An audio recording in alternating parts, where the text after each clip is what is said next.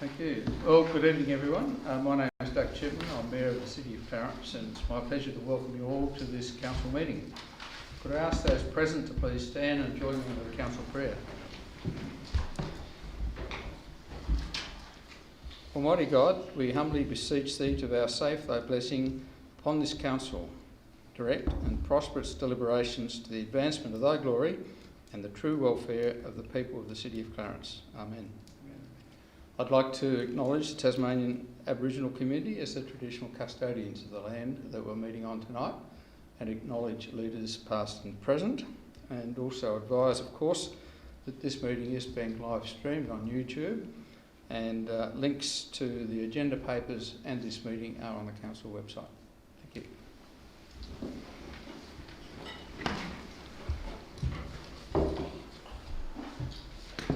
I do note that all aldermen are in attendance, therefore there are no apologies.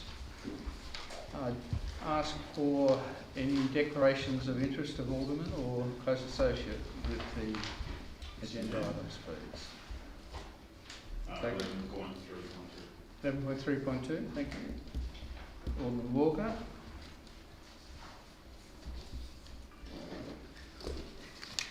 Now move through to the agenda starred items. We'll deal with those with one motion at the end, but work through them one by one, so if there are any comments we can deal with that as well. Firstly, confirmation of minutes for the 1st of March as circulated be taken as read and confirmed. Are there any comments on the minutes? Thank you. Mayor's communication. I'd like to table a copy of my meeting and attendances along with those of the Deputy Mayor, and also Aldermen Ewington, Kennedy and Edmonds have represented myself and Council at different functions. I'll include that in the minutes. Item 4 is that Council notes the workshops conducted on the 8th and 15th of March and the agenda brief on the 19th of March. Are there any comments there? Item 6 is tabling of petitions. General Manager, I understand Alderman James has two.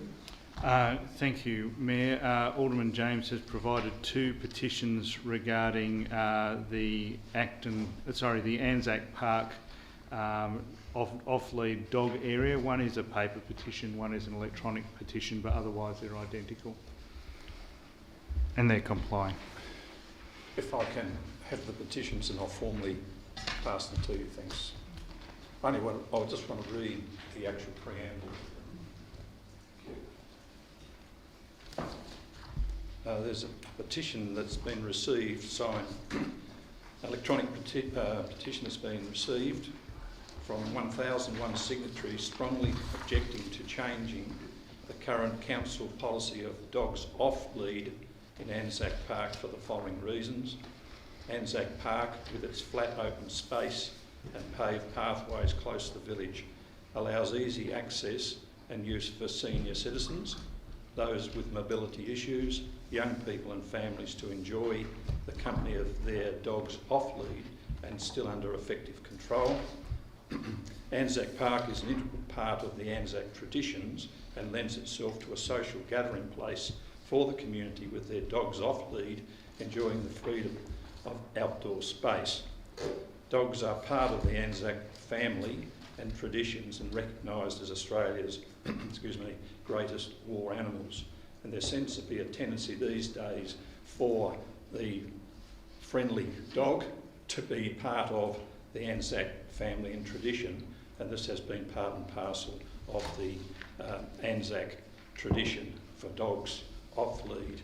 Alderman James, I understand the written and the electronic versions are identical, so there's no need to read it both out. That's exactly right. I'm not going to read it again. Thank you. And there's also a petition received from 344 signatories with the same content.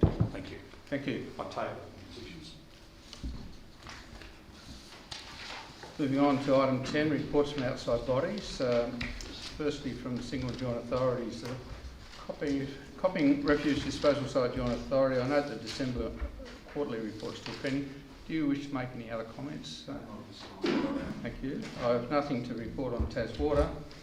In regard to the Greater Hobart Committee, I'd like to table a communique for the meeting of the Joint Ministerial Council for the 5th of March 2021, and also advise that today has seen the launch of the 2050 vision for Greater Hobart, and I understand there's a copy of the vision statement available to all the aldermen. It is available on the website, and I encourage as much feedback as we can get. It's at www.greaterhobart.tas.gov.au. So I'll table that information. And moving on to other reports. Are there any other reports from committees and other outside bodies? Alderman Chong. Thank you, Mr Mayor. I have provided the quarterly reports of the Event Special Committee, the Cultural History Advisory Committee and the monthly reports of the Richmond Advisory Committee. Thank you. Alderman James. Thank you, Mr Mayor. I'd like to table the minutes of the Howrah Community Centre Committee that was held on the 28th of January 2021, and those minutes were confirmed at our meeting last week. And I have a question in relation to this, Mr Mayor, and that is that given that the Howrah Community Centre is now sort of as part and parcel of the ALMA and taking on that, what is the appropriate timing on which the executive of the Howrah Community Centre will be able to cite the changes and the improvements that are going to occur later this year in relation to the Alma Street development? I just would like to know when they would be available to at least see what's happening in relation to the development of the Alma Street Citizen Centre. Mr Graham, are you able to assist in that regard? Through Mr Mayor, I'll have to go back to the Alderman on timing in terms of the actual project timeline for that. Perhaps a note in the next weekly briefing report, please. Certainly will. And I'll table the minutes of the meeting. Thank you. Any other reports? Thank you. And item 11.1, that the information contained in the weekly briefing reports of the 1st, 8th and 15th of March be noted. There are no comments on the weekly, Yes. Alderman James? Yes, sorry, I was just thought to take a motion, but you'll do that. An omnibus motion, thank you. The 15th of March 2021, I refer to the Belrive Public Pier on page 4 and thank the Group Manager Engineering for providing some details in relation to paragraph 2, which is that the original contract sum was 2.327 million, excluding GST.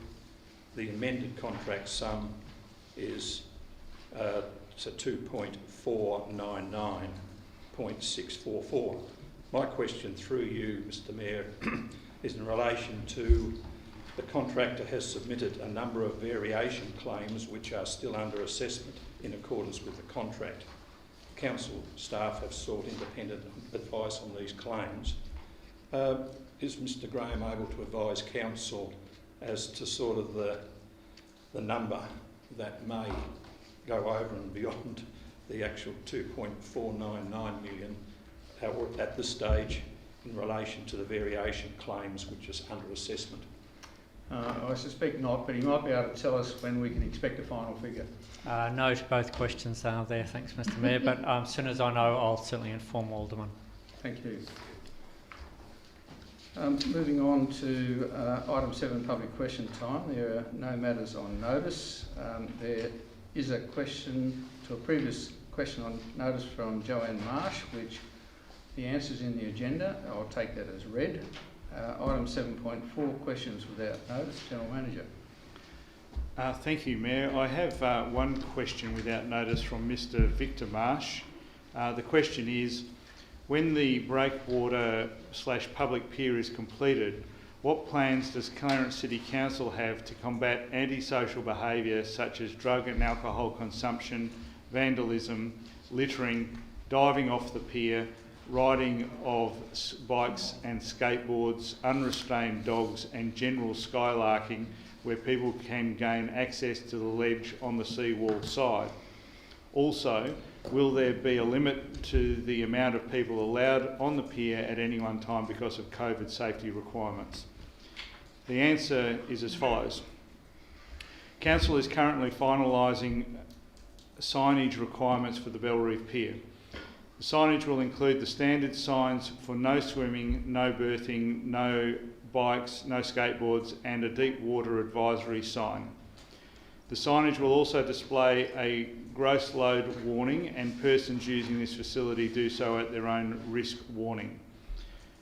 The signage is in line with signage at other similar locations in Hobart and will advise the public of what activities are permitted on the pier.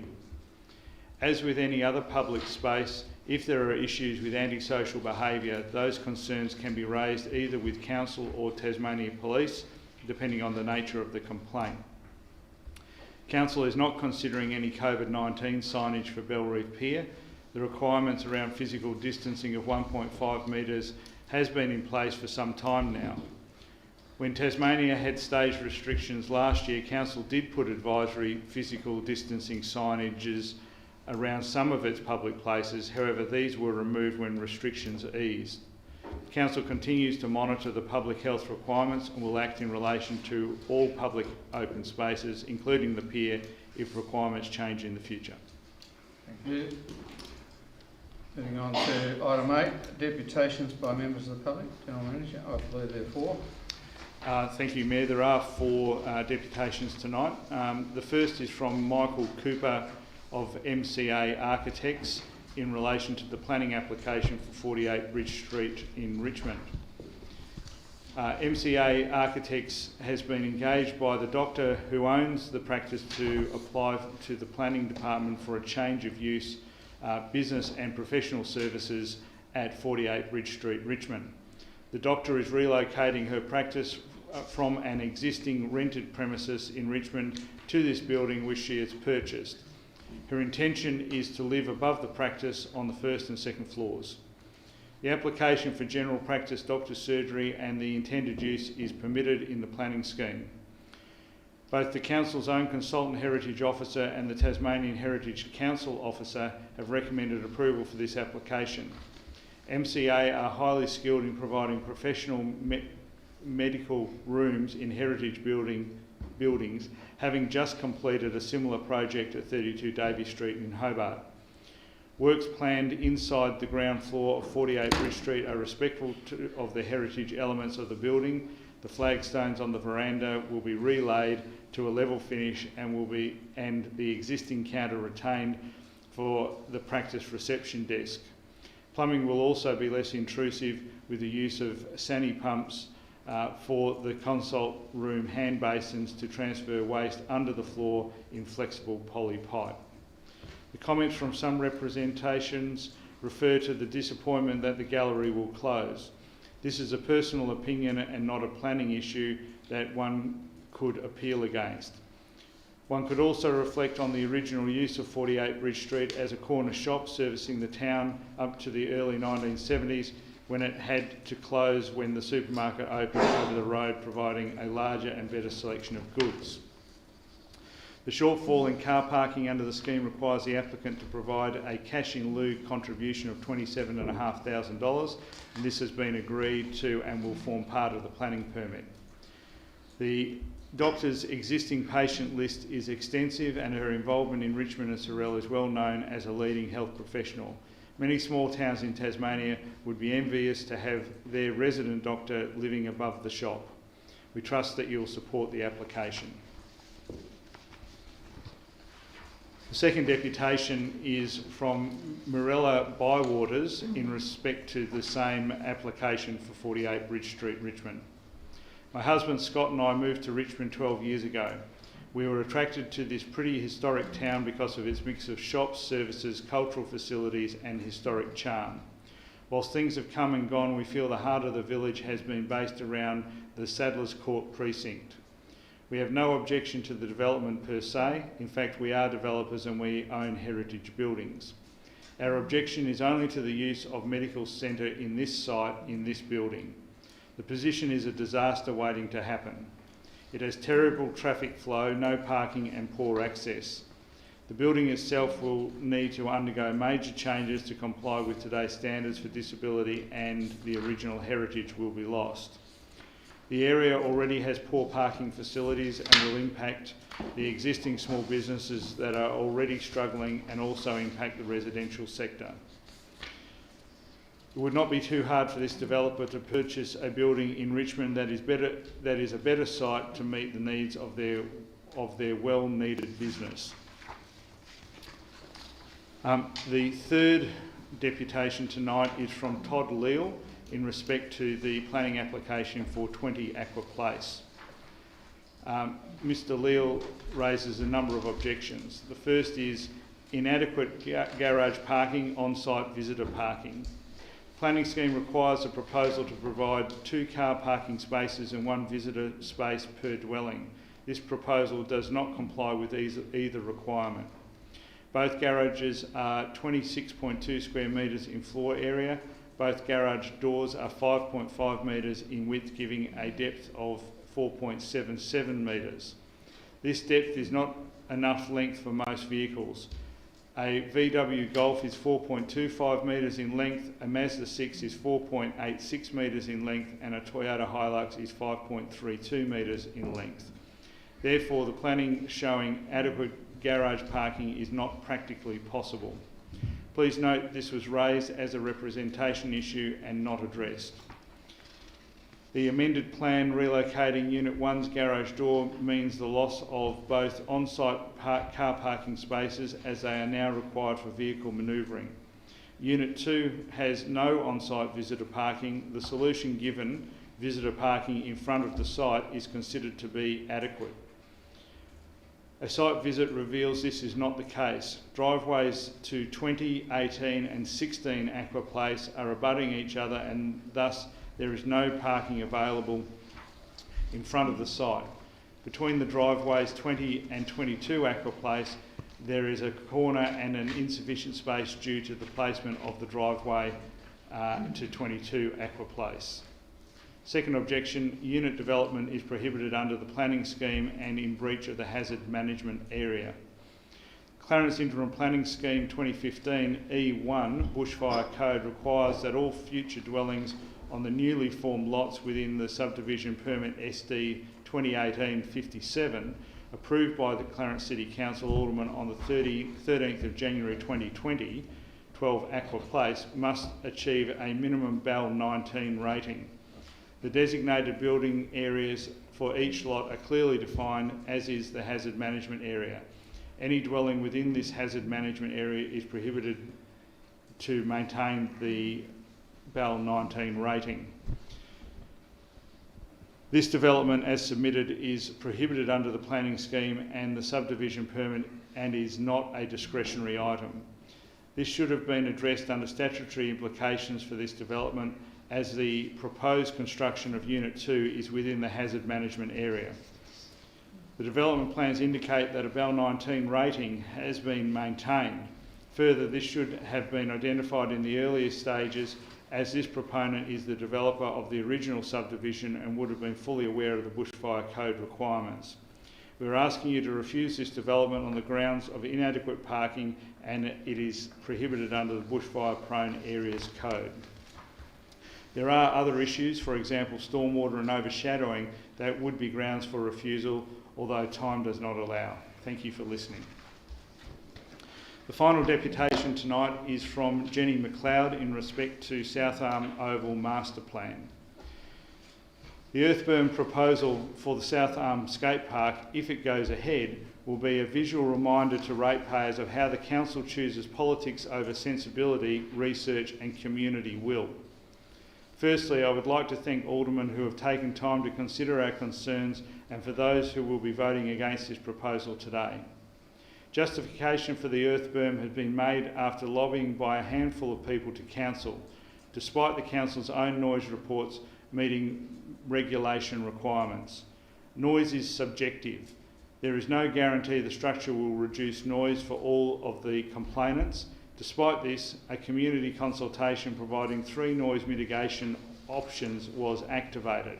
The options did not include costings, and yet the council has conveniently skewed data to meet the outcome it is seeking. From the outside, it seems to appease unappeasable people. Let me remind Alderman that 36.3% voted for the earth berm, 44% of the community voted for no further action. That is a minority in favour of this proposal, and if estimated costs had been released with the community consultation, I suspect even less would have been in favour. 155 South Arm Peninsula and 77 broader Clarence resident signatures on our petition certainly reflect the desire of the majority for you to vote this proposal down tonight. In addition, all of the international research suggests that passive surveillance is key to successful skate parks. If built, the earth berm will create an unsafe piece of infrastructure, locking out accessibility, especially for women and girls. As founder of Australia's first women's mountain bike club, I can assure you that deliberately creating unsafe spaces will stop women and girls from participating. At the end of the day, we are looking at ratepayers' money spent on a fortress, fencing children in, locking women and girls out. Is this the outcome council is seeking? What does it say about us as a community? Thank you, Mayor. Thank you. Moving on to item 9, motions on notice. Alderman Blomley. Thank you, Mr Mayor. I move the motion standing in my name. Could I have a seconder? Thank you, Alderman Bonberto. Just a point of clarification, my memory might have been sharp tonight. We did actually vote on the start items, did we? I don't think we Ah, good point. Well, let's do that before we do anything else. So, Well done. thank you, Walker. So, could I have a mover that we accept the officer's recommendation on all the start items? Thank you, Alderman Pearce. Second, Alderman Blomley. I'll put that motion. All those in favour? Carried unanimously. Thank you. Alderman Blomley. Thank you, Mr Mayor. Mr Mayor, the Cambridge Link Road is a welcome addition to infrastructure in our city. Since it was opened in July last year, this road has delivered safer and more efficient road travel for daily commuters, as well as agricultural and commercial traffic, and has proven popular with visitors and cyclists travelling from Richmond towards the Tasman Bridge. However, as a direct result of Cambridge Link Road commuters having right of way at the Acton roundabout, often during the weekday morning peak travel times from 7:45am to 8:45am, cars are often banked up along Acton Road, or often than not behind the roundabout at 7 Mile Beach. Frustrated commuters have told me that over the past few months in particular, as their children return to school and as they return to work, the travel time has increased by an additional 10 to 15 minutes. Now, we all know that infrastructure works such as that occurring at the airport interchange and further into Midway Point and Sorrel has impacted the travel decisions and the travel routes of southeastern commuters, which has led to a corresponding increase in demand for the Cambridge Link Road. We also know that as our city and the surrounding local government areas continue to grow, traffic congestion will further deteriorate unless appropriate mitigating action is taken. Mr Mayor, the motion before us this evening, 1, acknowledges the significant community concern, 2, calls on the state government to undertake an urgent review of road congestion issues at the Acton Road roundabout, and 3, calls on the state government to undertake an assessment of available solutions to remedy this situation. Mr Mayor, it is fair to say that as a city, we are experiencing growing pains. And in my view, unless appropriate action is taken, and importantly, this action is appropriately funded, these pains will quickly worsen. Mr Mayor, I commend the motion and seek the support of colleagues. Thank you, Alderman Bonberto. Thank you, Mr Mayor. Mr Mayor, not only is this a frustrating situation for local motorists, but it also could be a safety issue. And it's beholden on council to follow up with the state government when there is a perceived safety issue. And that's under Section 20 of the Local Government Act 1993, which notes that we actually are to provide for the health, safety and welfare of the community.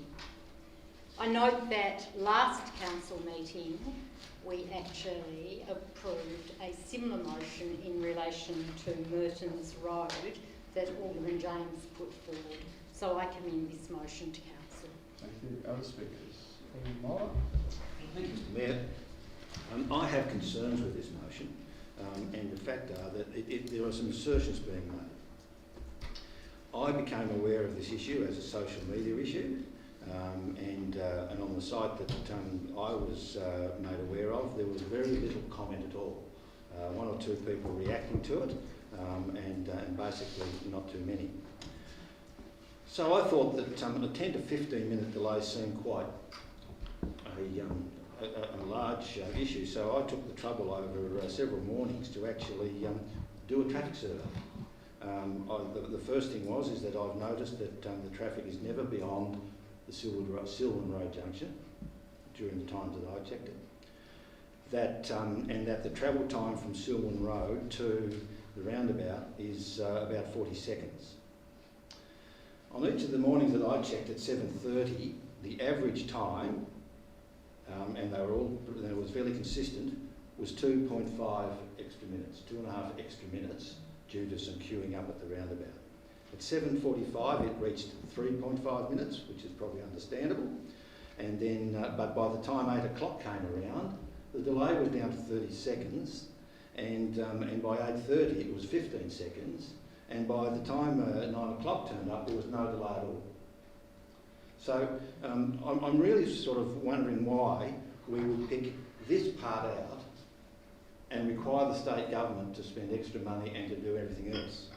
The fact is, as the mover of the motion points out, this is part of the southeastern corridor projects that are causing alternate routes, which are causing these sorts of delays.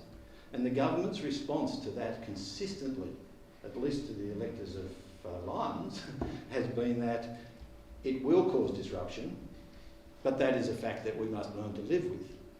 And I can see no way that they are going to say, even if there are 15-minute delays, that these are things that we should make special provisions for when the rest of the country is being told, well, unfortunate delays, live it with it, it'll be worth it in the long run.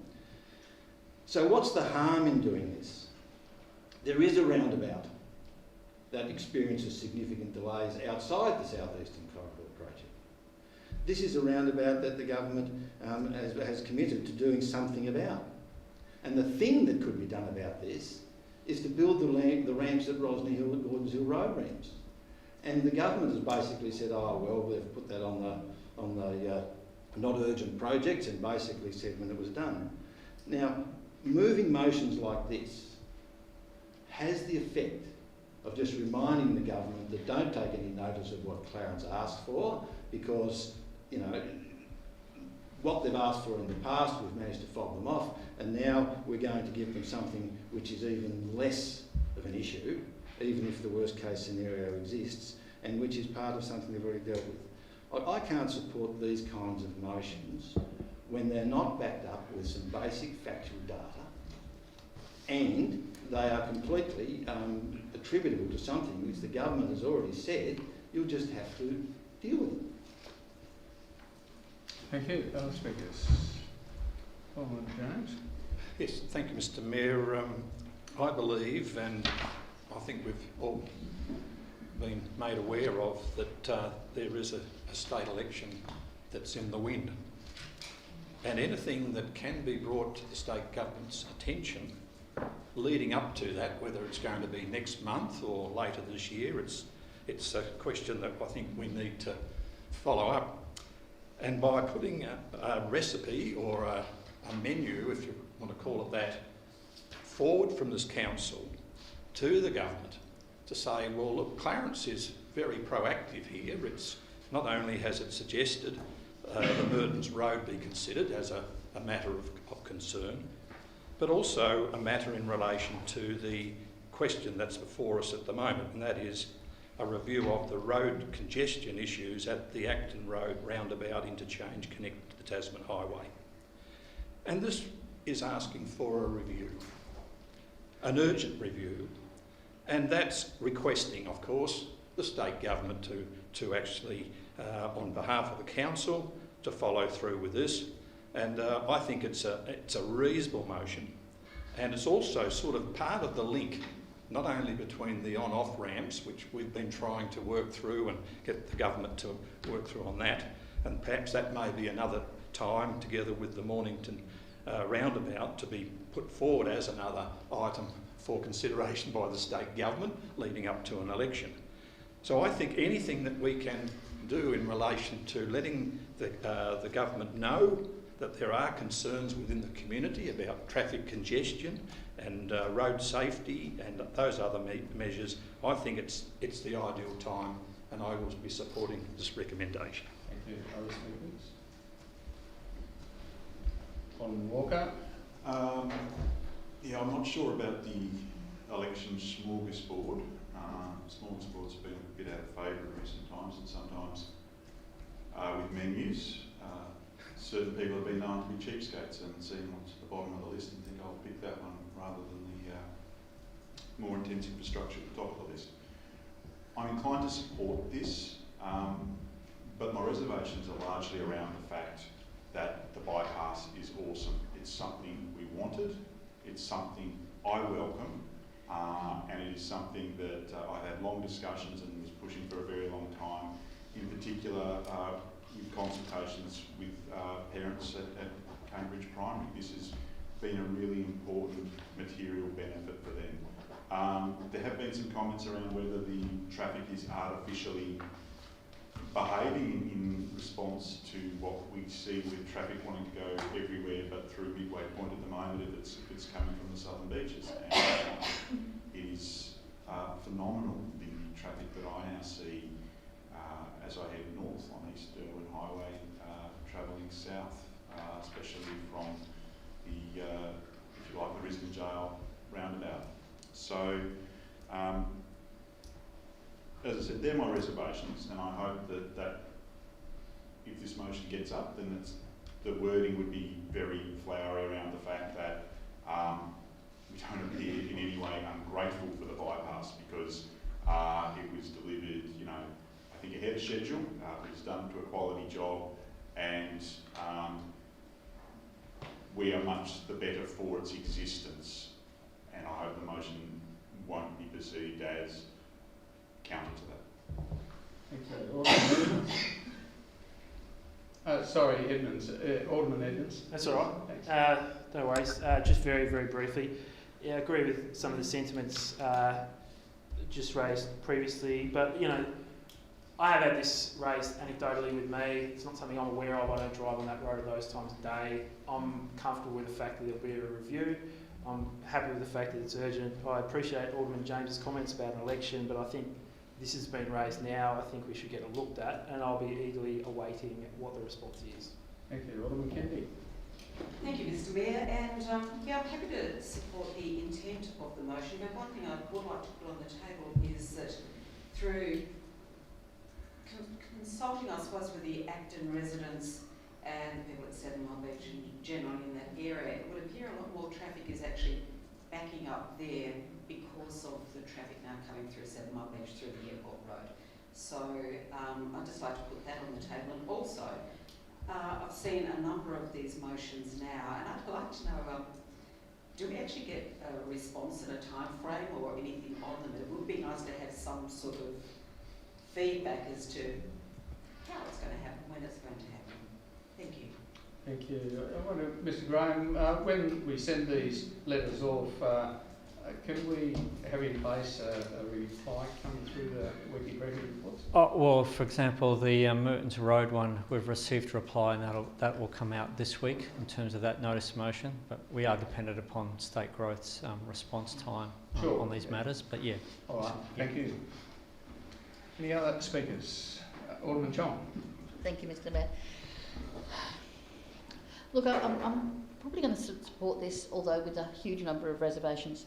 Like Alderman Walker, this is a great piece of road. It's taken the pressure off Cambridge so much and relieved that very dangerous intersection that we've all been concerned about for a long time.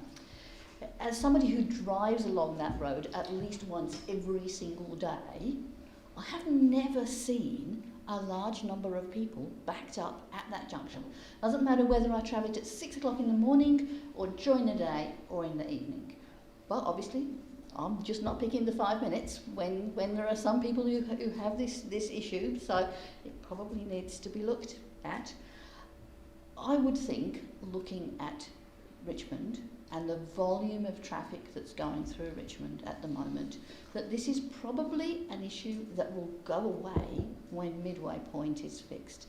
There is so much extra traffic and so many people being told to come through Richmond because it's quicker, that's putting a lot of pressure on that bypass and on the Cambridge intersection and on Grass Tree Hill Road and everywhere that people can go that isn't through Midway Point. Having said that, it doesn't hurt to look at it. If we find that there are systemic problems which are not just related to Midway Point, who knows? I'm sanguine about getting any great results out of this, but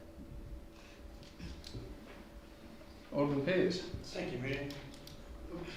And no disrespect to Alderman Blomley, I'm not going to support it. I haven't had one person say to me it's an issue like Alderman Chong. I'm looking around there, it's never been an issue with me.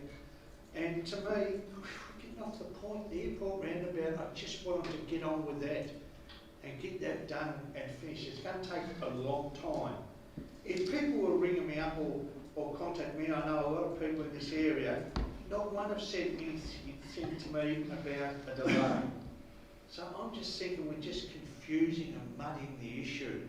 What we want to get on with, and now we're adding something else. I mean, how many more of these are we going to add and add and add? And I'm a bit like, you know, the government can start picking us off. For 1 minute they want that, next minute they want that, next minute they want that. I mean, geez, get on with the airport roundabout and, you know, get that done and make people happy. Thank you. And no other speakers, right of reply, Alderman Blomley. Thank you, Mr. Mayor. I thank colleagues for their contributions this evening. I agree with Alderman Walker. The Cambridge bypass is awesome. It absolutely is. In fact, my opening sentence was the Cambridge Link Road is a welcome addition to the infrastructure in our city. I then went on to say, since it opened in July 2020, this road has delivered safer and more efficient road travel for daily commuters. So I think we can all agree that this is a fantastic addition to our city. I was this afternoon, Mr. Mayor, following today's Mercury article, contacted by a resident of 7 Mile Beach who had the concerns back in July 2020 when the Cambridge bypass opened. She, at that time, contacted State Growth. They then forwarded her letter on to the Principal Roads and Traffic Engineer, who came back with this response, Mr. Mayor, and I'll read this tonight. As part of developing the design for the new Cambridge Link Road, traffic analysis was undertaken to assess the future performance of the Acton Road roundabout with the addition of the Cambridge Link Road traffic. The analysis shows that with the addition of the Cambridge Link Road traffic, the roundabout will initially operate with an appropriate level of service. Assessment of future traffic growth has been undertaken, and the department is aware that should historic traffic growth continue, there will be a need to make modifications to the Acton Road roundabout at some stage in medium term to ensure the roundabout continues to operate at industry recognised acceptable levels. The department will be monitoring traffic operation of the Acton Road roundabout so that any planning work to increase the capacity of the roundabout is completed in a timely manner.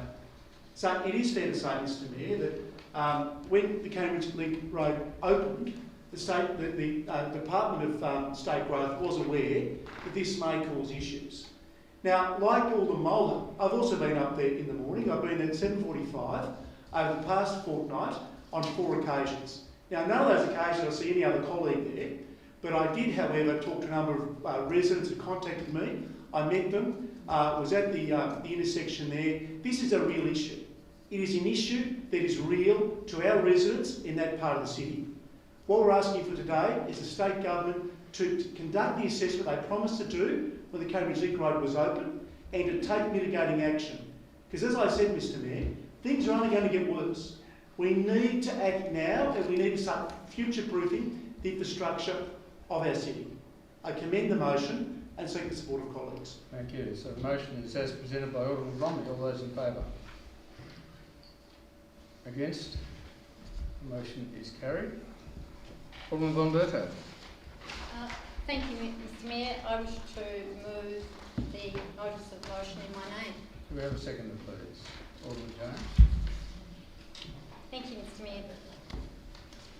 This motion is coming to Council due to two requests that we have had under this current process. The first review request was on the 10th of August in 2020 in relation to 471 Cambridge Road and 540 Pass Road in Cambridge. It's now 7 months later and we haven't received any response from the Minister in relation to that particular request. The other request is 52 Richardson's Road, Sanford, which came before Council on the 9th of February and again on the 1st of March, when I put a motion of notice to rescind the decision of Council and to go out to public consultation before making a request to the Minister for Planning. My explanatory notes are very similar to those of my last notice of motion, and I'll just briefly go through them. A council decision to request the Minister for Planning to amend the Southern Regional Land Use Strategy is actually an administrative decision, not a statutory one, and as such, Council has the remit to determine the evidence it will consider in making a decision whether or not to request such a change. Public consultation is a cornerstone of Council's operation and should be an integral component of determining whether a request should be made to the Minister for Planning for a change to the strategy. Council's Community Engagement Policy 2020, which was approved in February of 2020, notes the purpose of community engagement is to assist Council in its decision making. The policy highlights that Council's community engagement practices will demonstrate accountability and transparency, create confidence in Council decisions and enable Council to make appropriate decisions by considering the impacts on its communities and stakeholders. From a good governance and fairness perspective, Clarence community members should be given an opportunity to express to Council their views as to the effect a change to the Southern Tasmanian Regional Land Use Strategy, particularly of an urban growth boundary extension, will have on them before Council determines whether or not a request is made to the Minister. The results of the consultation should form part of the report to Council on this matter. Public consultation appears to be discretionary rather than guaranteed within the current ministerial process detailed in the information sheet, Regional Land Use Strategies 1, Reviewing and Amending the Regional Land Use Strategies. It is therefore incumbent on Council to ensure natural justice is afforded to its community by ensuring upfront public consultation. I've actually emailed to all of the aldermen and given them a hard copy tonight of the estimated cost of such a consultation, which is around about $13,000 per consultation. I've also asked the officers for a comparison in relation to an ordinary development application, which totals around about 1,500 for each development application, a simple development application, and also for an amendment of the planning scheme, which is around about $12,000. So you can see that the amount of consultation in relation to a change to the Southern Tasmanian Regional Land Use Strategy would be approximately the same as a consultation in relation to any other amendment that is requested by the developer. I commend this motion to Council. Thank you. Alderman Jones. Thank you, Mr Mayor. There's a couple of aspects of this motion that I'm very supportive of, and first and foremost it's the matter in relation to amending the Southern Tasmanian Regional Land Use Strategy and obviously the extension to the urban growth boundary.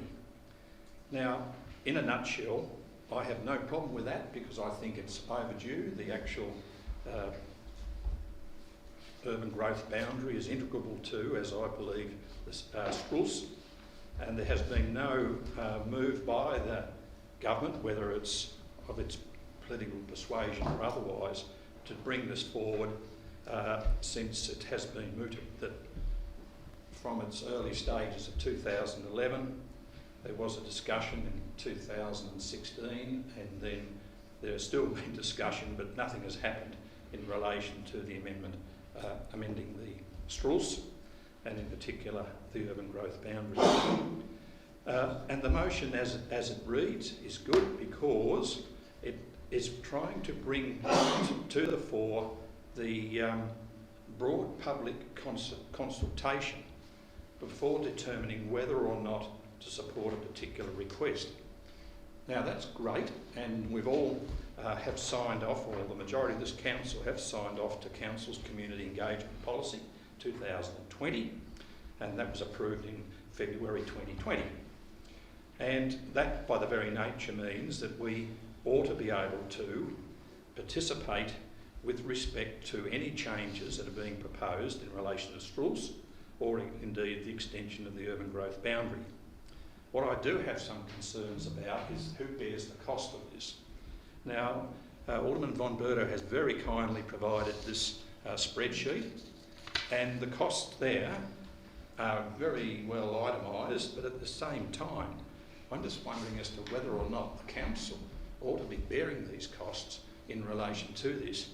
Now, the motion has, this information sheet has been provided as basically to provide us with the costing in relation to this, but the motion itself is very broad, and I support it because it doesn't necessarily put the emphasis of the cost onto council, and there may be some means by which, in our letter to the minister, for his or his consideration to amend STRULS, or urban growth boundary, they may believe, and it might be appropriate for them, to say that some of these matters ought to be basically borne by the developer as part and parcel of their submission as in relation to what they're proposing to do. And 52 Richardson's Road, we all know that that was very well done by the developer as far as putting forward what is being proposed. And he even, I believe, or the developers have said in their preamble after the council made its decision that they're going to go out to public consultation with this, and at that particular time. I believe that was too late because the public had already received what was the extent and content of this particular development. Whereas if this motion does get the tick in the box from the Minister for Planning, then again there may be consideration that the Minister and also the TPC or the cell that basically would consider this on advice to the Minister, that there ought to be some cost that the developer ought to share or basically carry in relation to this. I support the recommendation. Thank you. Other speakers? Mulder? Thank you, Mr Mayor. There's an implication here that I think we're adding consultation levels over consultation levels, and for council to be moving down the consultation path. Let me go back. We've got on our process at the moment one process which the Minister has established, which is that he's advised us that he will only consider asking the TPC to do incremental boundary adjustments if council requests it. Then you've got the proposal of a pathway which is yet to be agreed and locked in for conducting a whole-scale review of the urban growth boundary. Within that is an assumption that we have to make some incremental adjustments, as we've seen Hobart doing, as we're doing, and I believe other councils are doing, because of the situation we find ourselves in terms of housing. Now, the appropriate place for those sorts of consultations under any framework, under those things, is there needs to be consultation about the urban growth boundary. That will be something when the Minister, if he is favourably towards, for example, Richardson's Road, will send it off to the Tasmanian Planning Commission, and this is the practice he's used in the past. The Tasmanian Planning Commission then have a look at it, and then they advertise hearings, They hold hearings and they conduct inquiries, they invite submissions, and those things are publicly advertised. If that's not consultation, I don't know what is. So people can come and make submissions to the Planning Commission about whether the urban growth boundary should or shouldn't be extended. Once a decision is made, let's say that it should be extended, by the Tasmanian Planning Commission, not this council, it is then that we get to the point of what's the structure plan for that area. And the developer himself has said, and at this stage of course under the current process we've only got his word for it, that he was giving an indicative structure plan of the traffic movements in that particular area and has committed to consulting what further should the urban growth boundary be done. You've got to say he's in a cleft stick if he gave no idea of what his structure plan was. Then he would be accused of trying to sneak, something through the door. He has given that as indicative of the sort of things he'd done. In fact, he briefed us here at a council workshop on that issue, and none of those issues were raised at that point in time, from my recollection. So the consultation occurs at two levels. The TPC, when they're deciding whether to act on a minister's request or not, whether to approve the minister's request or not, and the second stage is over issues like the traffic arrangements, the traffic flow arrangements, and they occur at a later stage. And that is where my concern has always been, that we end up with these subdivision applications and we as a council must deal with them as they're presented. We have no opportunity to say, hang on a minute, that road actually isolates that community, that road doesn't perform a through connection, you're creating dead ends and you're creating traffic problems because there's only one exit. Those sorts of issues which we can't deal with because, attached will be a traffic engineer's report that we can't do it. So that's the point I think that we need to firm up on the consultation. But that isn't done under the original urban growth boundary movement. Mr Mayor, it's quite clear that councils throughout the southern region realise that we have to expand. We have to expand that urban growth boundary, and in the short term it'll have to be done incrementally. And that's the reason that we are where we are, and I don't think that going through this complicated process, it just means that we consult before we ask the Minister, before the TPC consults, before we we get a decision, and then eventually we get a decision, and lo and behold, that's the time when we go into consultation about the actual structure.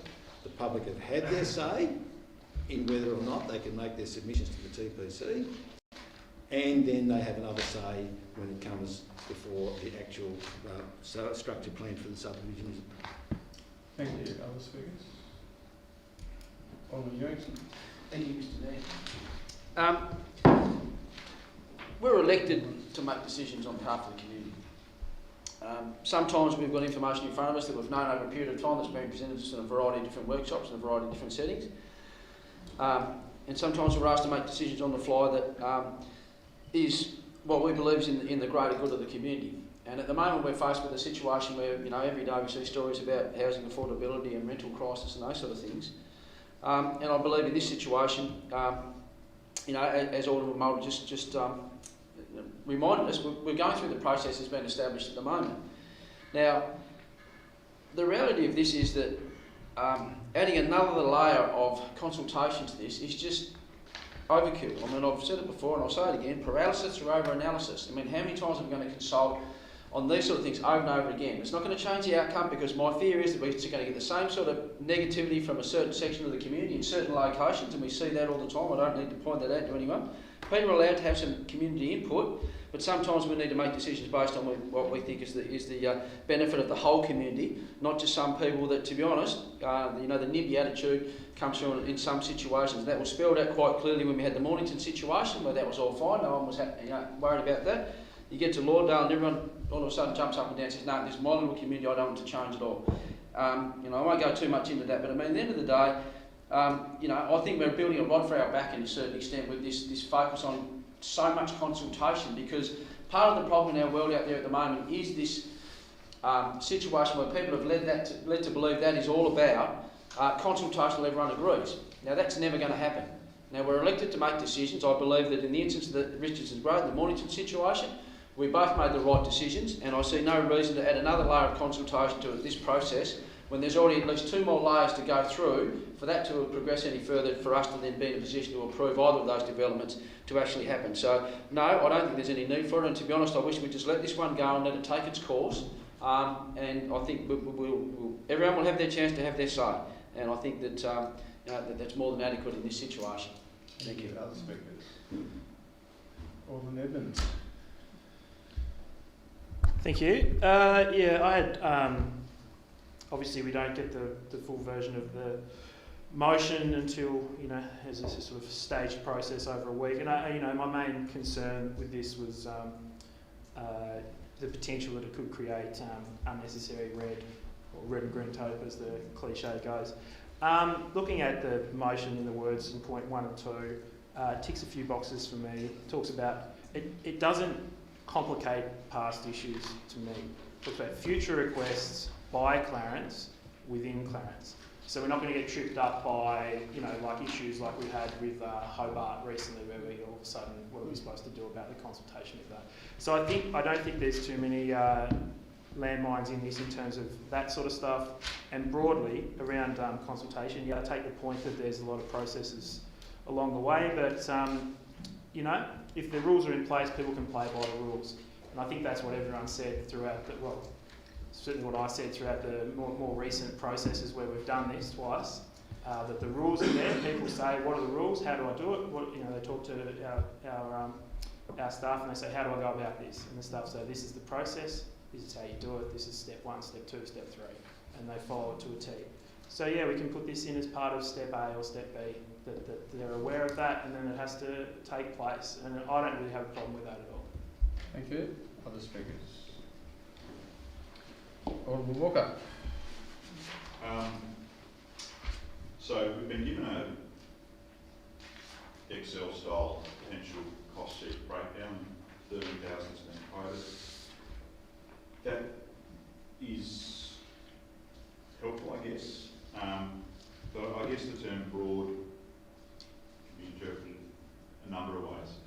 And what I'm getting at with that is that as the motion is written, I don't have large concerns with, in as much as we can be broad but probably be reasonably nimble. And the best practice example of that is probably not a municipal cumbersome process. It's kind of what the applicant in Mornington did the yards, effectively use social media, which was a mechanism, yet not everybody's on it. But the great thing we're seeing now with these wider communities is that it's the starting point that I guess the information savvy can get the data and then disseminate wider. And that can be rather nimble. It can certainly be cost effective, because I'm looking at $13,000 and I'm looking at like a $600 rate at the Mercury. And some of that stuff is the shackles of times past and how we have to go about development applications. These are the weird ad hoc pieces. And the big issue with Richardson's Road is the community there felt genuinely somersaulted. They knew nothing until Saturday or Sunday before. And that's very different to Mornington. Very different. So we are sort of in the limbo between the urban growth boundary being amended, and we have this mechanism, and we have to find ways to make it work best. And as I said, it's worked, I think, really pretty well in Mornington. It hasn't in the case of Richardson's Road.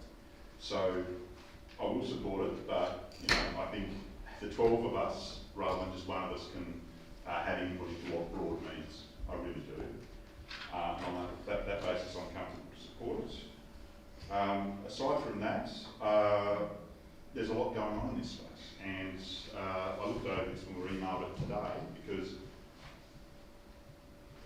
we have to be thinking and having discussions with the community about choices and aspirations. And one of the things that I think is a bit implicit with this is inner city tower blocks. And inner residential and densification in those areas totally makes sense, and that will be useful. And that'll be a great choice for a lot of people. But I'm not prepared to give up on the idea that families that aspire to a house with a backyard shouldn't be precluded on it unless they're on a third or fourth quarter income.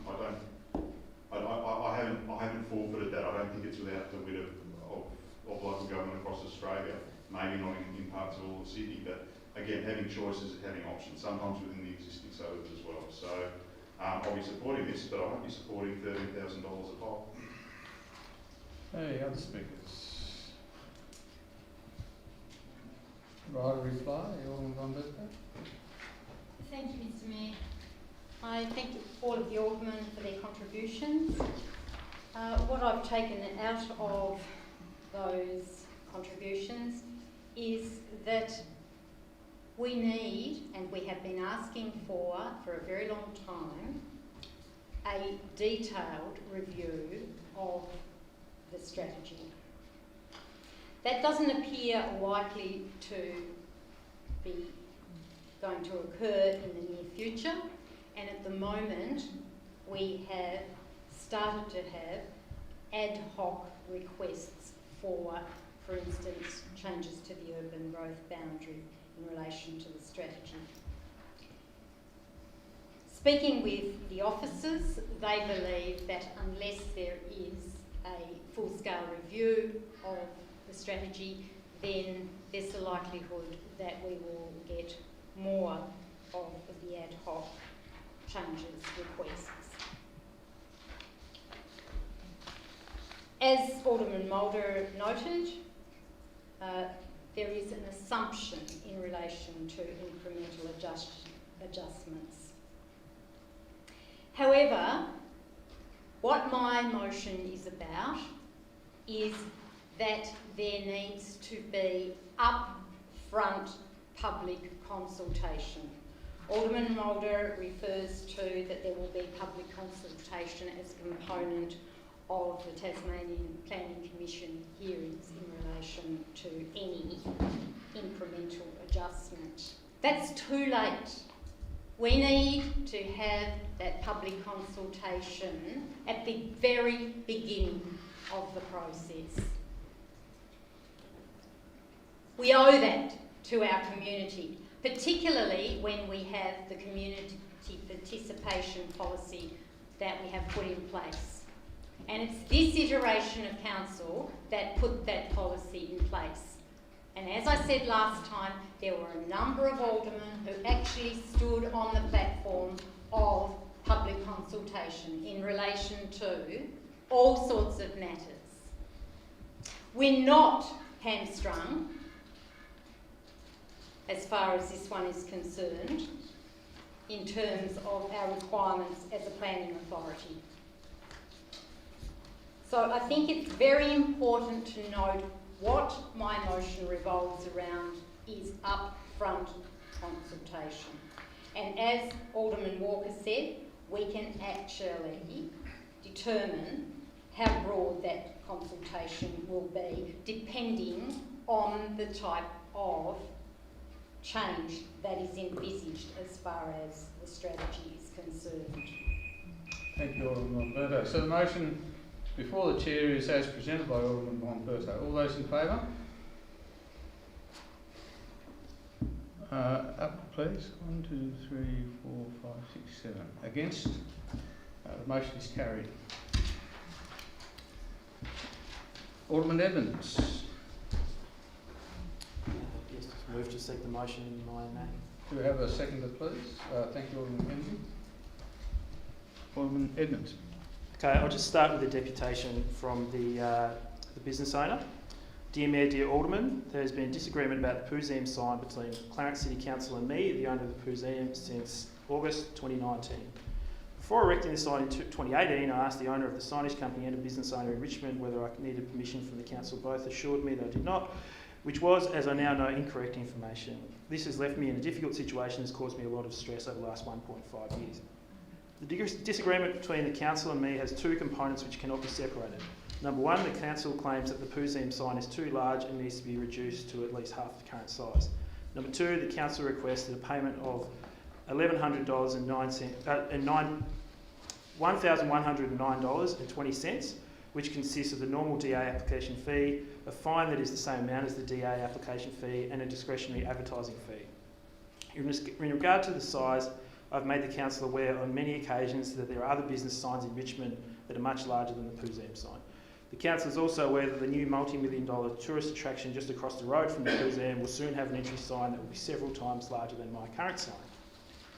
I therefore find it unreasonable and discriminatory to request that the Puzam sign is reduced to half the size. In regard to the application fee, $1,109.20 is a lot of money for a small business owner in the middle of a pandemic with the near collapse of the tourism industry. I would like to point out that the DA for the Puzam sign is missing not because of disrespect for due process, but because of bad advice from people who should know better. I understand that some builders do the wrong thing and need to be fined if they erect buildings without council approval, but in this case we are talking about a simple business sign that costs less than the application fee. The problem of the missing DA could have easily been resolved 1.5 years ago without the stress and public attention. The council could have told me to submit my DA, sent me an invoice for $386.60, and it could have applied and paid the fee, and the council could then have dealt with the DA. This would have been a win-win situation. A petition to keep the current Puzam sign was signed by over 1,600 people, including locals, which shows a strong public support for the sign. I politely ask that you take this into consideration and agree to waive the excess charges so that the DA application can move to the next stage of the process. So that's the representation from Karen Koch. Our role as aldermen is to be the conduit between the administration and the people, community groups and businesses of this city. Time to time there are complications in that process that demand that we, the human beings, not robots, elected to perform this role, need to roll out our sleeves and sort out issues caused by red tape and grey areas. Here's one such issue. We have an impasse between a local business and the council over a sign. A sign. It's an issue that's been bubbling along since 2019 and was headed nowhere. I've tried to facilitate an outcome on this issue quietly multiple times, including joining mediated discussions and the understanding that support would have been granted to the business to navigate this process. Yet the impasse remains. Tonight, with your support, I am just seeking to end this impasse. This is not about precedent. It has almost been impossible to find an issue that ticked all the boxes this one does, nor it is about any future decision about the sign itself. It is simply about moving this impasse along so that process can take place. Just to sort of sum up, as I said, there's two sides in this debate that have had their heels dug in this impasse for 18 months. We've got a business that's been smashed by COVID-19 and has been prepared to bend to the outcome that I'm proposing tonight. The decision from the council's perspective is in our hands, the 12 of us. I think it's incumbent on us as the elected members to use some old-fashioned common sense and meet the business halfway.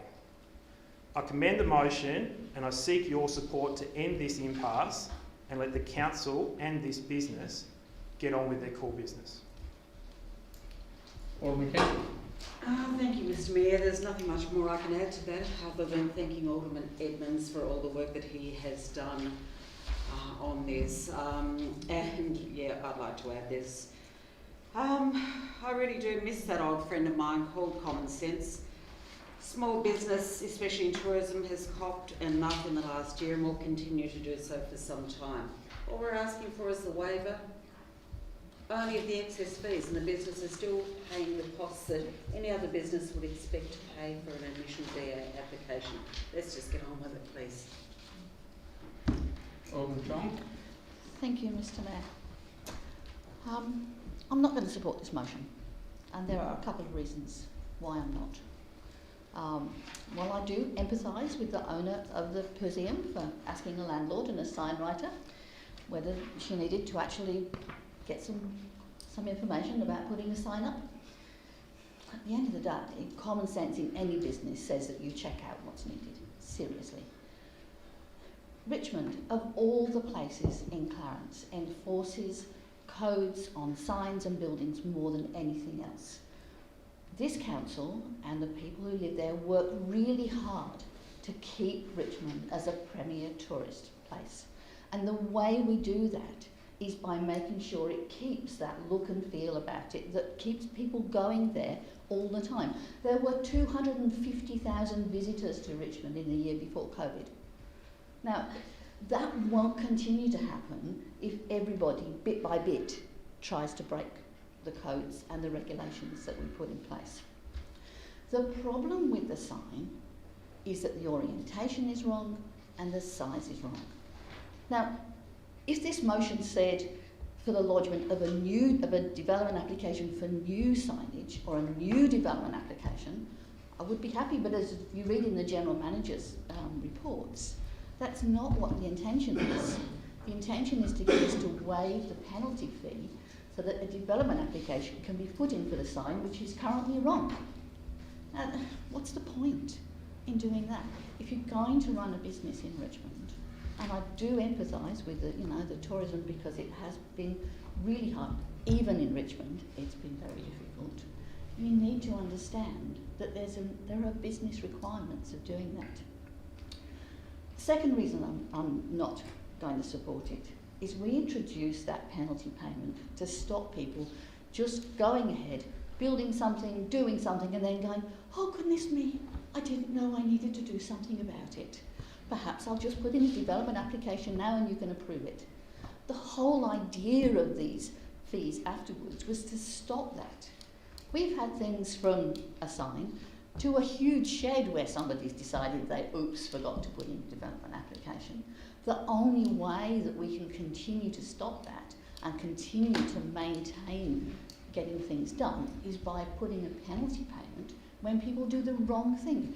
And it doesn't matter whether it's a small something or a very large something. We have a policy that we need to enforce that, and we need to not set a precedent by continuing with this. So, as I mentioned, for those reasons, I won't be supporting this motion. If I could hand the chair over, just like to add a couple of comments to that. I would feel really bad supporting this because it would be encouraging someone to lodge the $380 to lodge an application for a sign that we know is not compliant. Now, the process from there is the officers will knock it back, it will come to council for a decision. If we make this encouraging move of encouraging someone to lodge an application which we know doesn't comply, are we actually assuming that we're going to pass it? Or are we actually encouraging someone to fork out the money and then we turn around and say, no, you can't have it anyway? I think this has got the potential to compromise us very badly, and it's sending the wrong message to encourage someone to fork out $380 to lodge a claim or an application for something that we know does not comply. Thank you. Alderman James.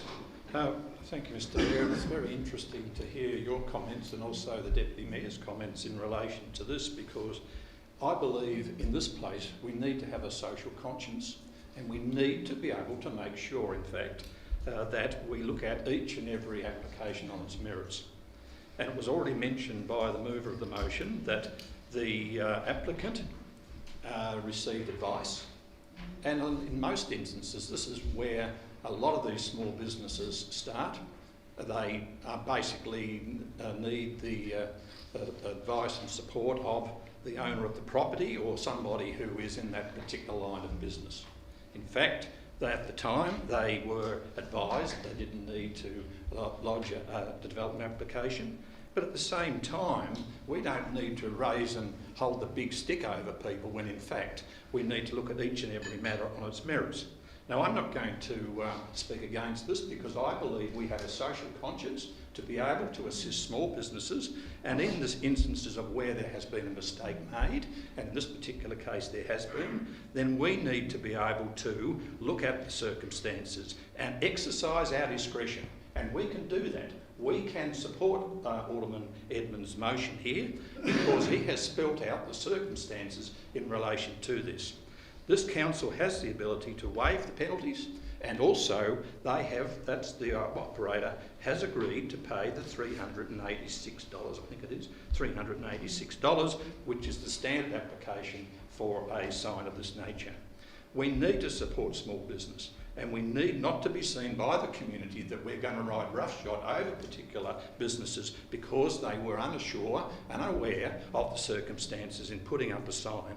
They've agreed now to lodge and pay for the $386, which is the standard fee, but I think it's not applicable and not for us to say that we ought to take them to task and say we are going to impose a penalty on you, when in fact we have the authority to be able to consider each and every matter on its merits, and in the case of this small business, I believe that we should waive those excess fees and get on with the job so they can make $1 or $2 out of their interesting perspective of small business enrichment, and I believe the council ought to support Alderman Edmonds' motion, because I believe it's right and proper for us to do so. Thank you. Other speakers, Alderman Ewington. Thank you, Mr. Mayor.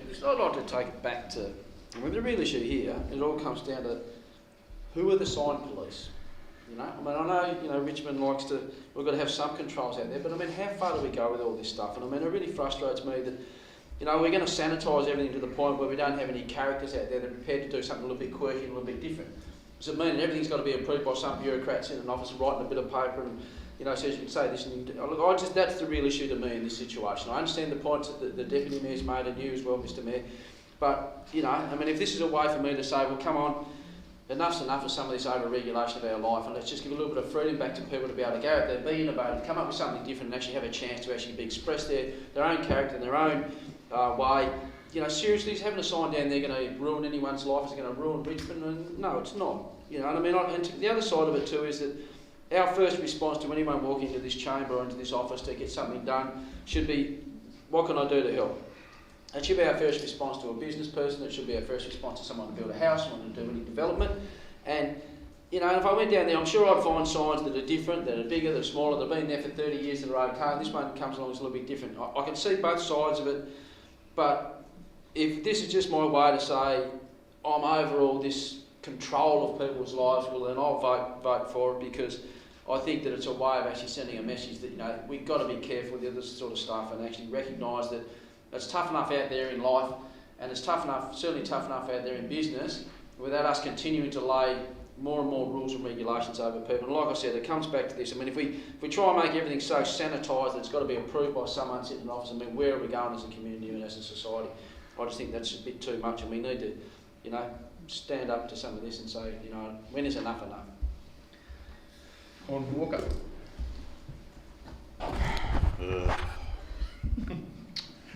Look, I support the intent and desire for Alderman Edmonds to pursue a resolution of this matter, and I imply nothing of his motivation for this motion other than to provide a circuit breaker to what is portrayed as an insoluble standoff. And I think that is laudable. And I have more than a small degree of internal conflict going on right now. Conflict between the rule of law and property rights, both of which I cherish, both of which are core tenets of liberal democracies, both of which should be incorporated into the values statement of the Clarence strategic plan, neither of which is likely to get a majority support amongst the 12 of us to do so. Look, we know this has come to light due to a complaint made to council, and not because council has a sign squad roaming the municipality with measuring tapes, checking the location and dimensions of every sign.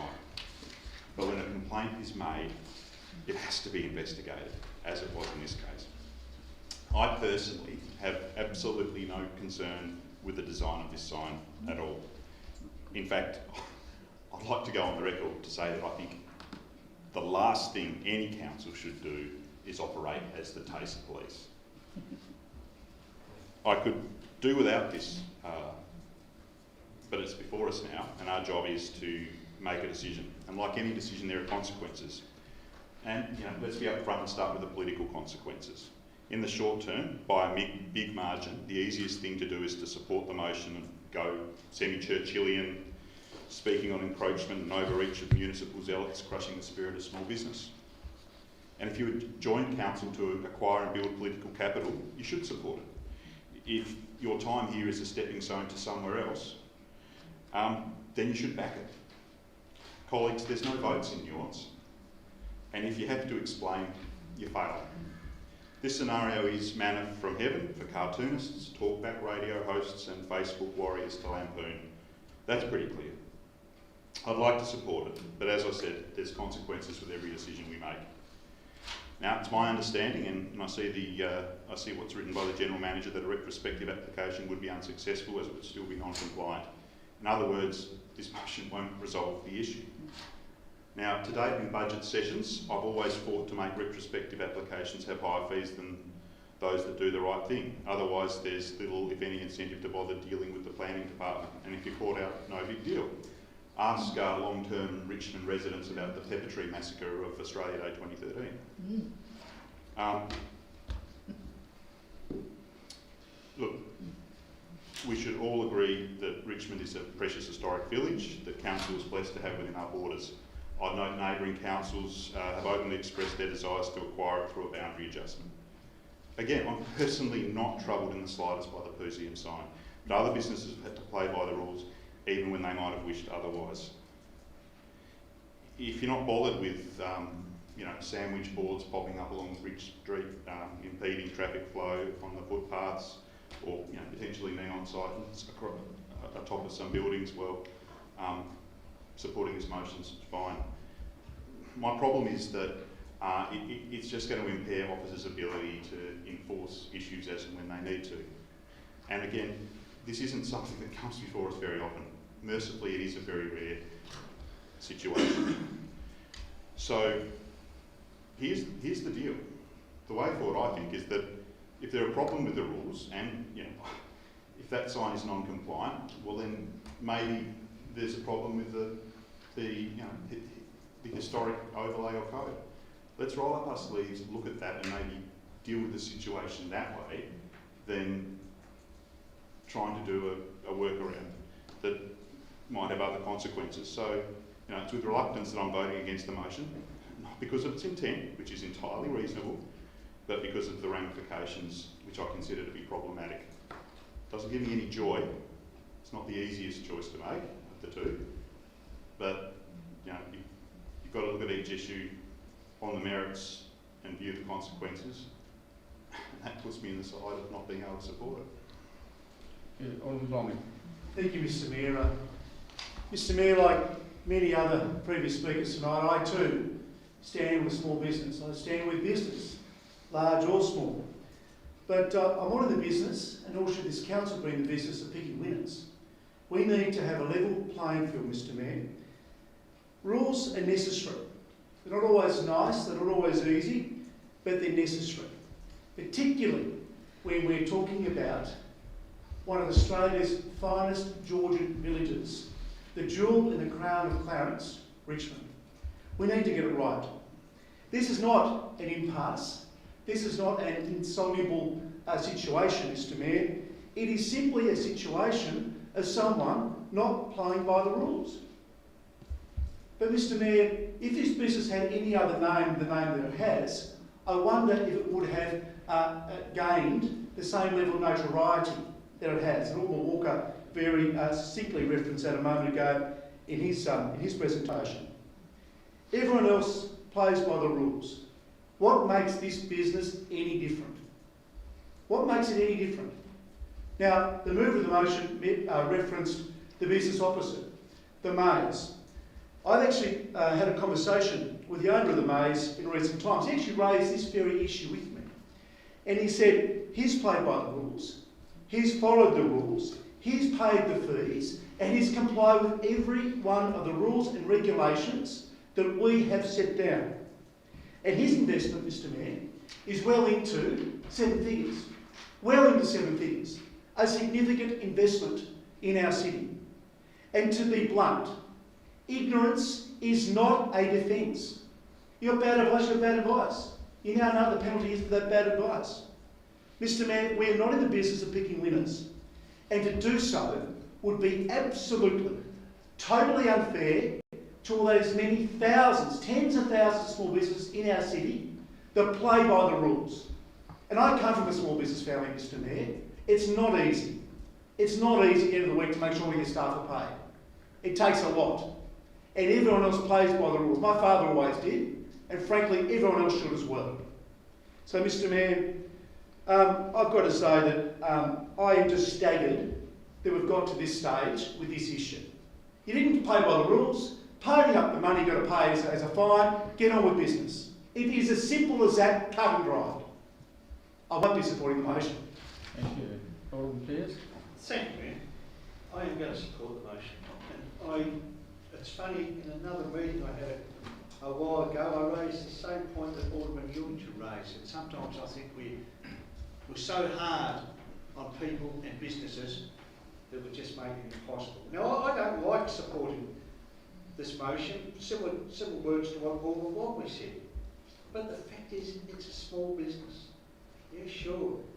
I remember many years ago, and probably Alderman James would remember, when we had signs galore at Richmond. We had to do something because they were on every footpath. And these are the A-frame signs. They were everywhere. So we had to do something about it. It was just ridiculous for a tourist village. And we did. But the fact is, I had organised a conference and I had a busload of people. Where do I take them? I always take them in Clarence. I took them to Richmond. I showed them the sign. Not one person said, oh, geez, this is a Georgian village, we shouldn't have that sign here. They had got photos with it and they thought it was tremendous. But what did they do? They spent money in other businesses in Richmond. That's what they did. And that's what I told them to do too, by the way. So really, if we can help these people, I'll be pleased just to get it out, the planning issue, because I feel sorry for our planners. They're trying to do the right thing. And I agree with Alderman Edmonds. Let's do something about it. Let's make a decision and get on with it, and let our planning staff get on with something else as well, instead of holding up business as it should be going ahead. Thank you. Other speakers? Alderman Warren? Thank you, Mr. Mayor. I must admit to being completely torn on this issue, and there have been some very powerful speeches on both sides.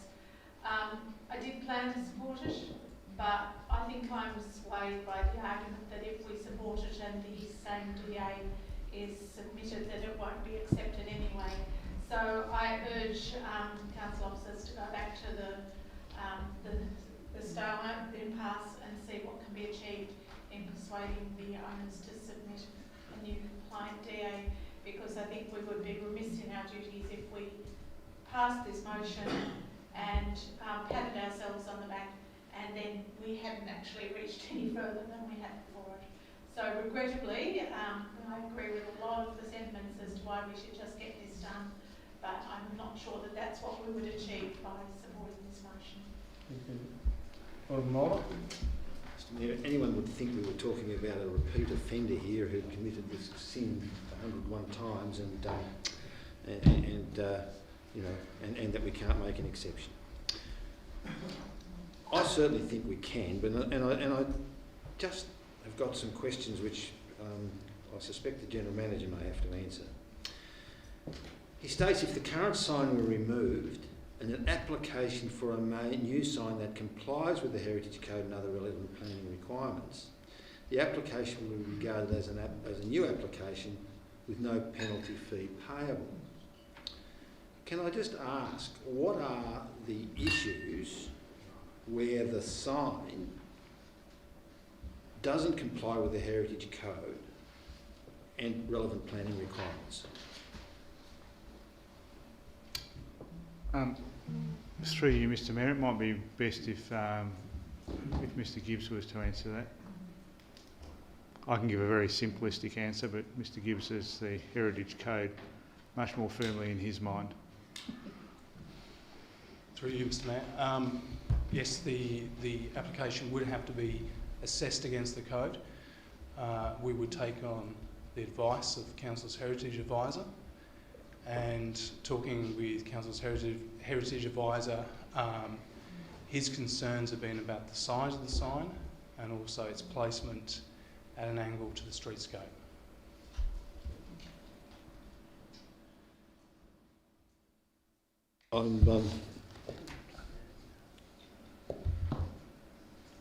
Those signs, of course, there can be a recommendation comes here, and apart from the sign, the size, and those sorts of things, I guess it's all about. I got the impression that the sign had been removed. I can clarify that. The sign has been covered, so the content of the sign is not visible, but just to clarify Mr Gibbs' advice, the issue isn't the content of the sign, it is the size and orientation, so that issue still exists. Size and orientation. So the heritage issues are about the size and orientation, not about the content. Correct. So what we're saying here is that were a sign to come back, exactly the same content, placed face on towards the road and of the required sign, the council would approve that sign. It would need to be, my understanding is it would need to be at 90 degrees to the road, so perpendicular, and of a smaller size, but that's essentially correct. So, Mr Mayor, I'm going to continue to support this motion, but probably suggest that Alderman Edmonds takes the matter back to the question of penalty, because it seems to me that suggesting that somehow or other, if we made an exception in this case when there are special circumstances, that suddenly we would be opening the floodgates for everyone to be doing this thing, I think may be wrong, because here is someone who acted naively. This is the first time this has happened. They are not a developer, they are a small business person who has attempted to set up, and in an environment where, I think if they were to take on board and submit a new application, then this issue would be resolved. But if they wish to do it and they submit a new application, I think that the penalty should be removed from this particular time, and if they wish to challenge the Heritage Code, then there is a place here for us to debate it, and an appeal mechanism to the planning, to the RMPAD, which are all legitimate processes that these people should go through. I just find that inflicting upon someone who genuinely made a mistake, who didn't realise that they had to go through, who isn't a developer who has spent millions of dollars, complying with all the rules, because those sorts of people can, when they do a development, pay for all the planning advice and pay for all those particular costs. So, they're paying those sorts of costs. And in fact, the penalties really wouldn't be of great deterrence to them, except refusals. But I think that this is a case where we need to make some common sense and maybe suggest that the person goes back to the drawing board, we waive the fee, and we start from scratch and ask that maybe we should talk about a compliance sign. So I'll be supporting the motion, because I don't think we should be taking a big heavy stick to a small business person who has inadvertently broken the rules. Thank you. Alderman Von Berta. Thank you, Mr Mayor. Mr Mayor, in looking at this particular issue, we have to keep in mind that we need to consider it from a planning authority perspective. We can't do any otherwise. And as a planning authority, we need to uphold our planning scheme.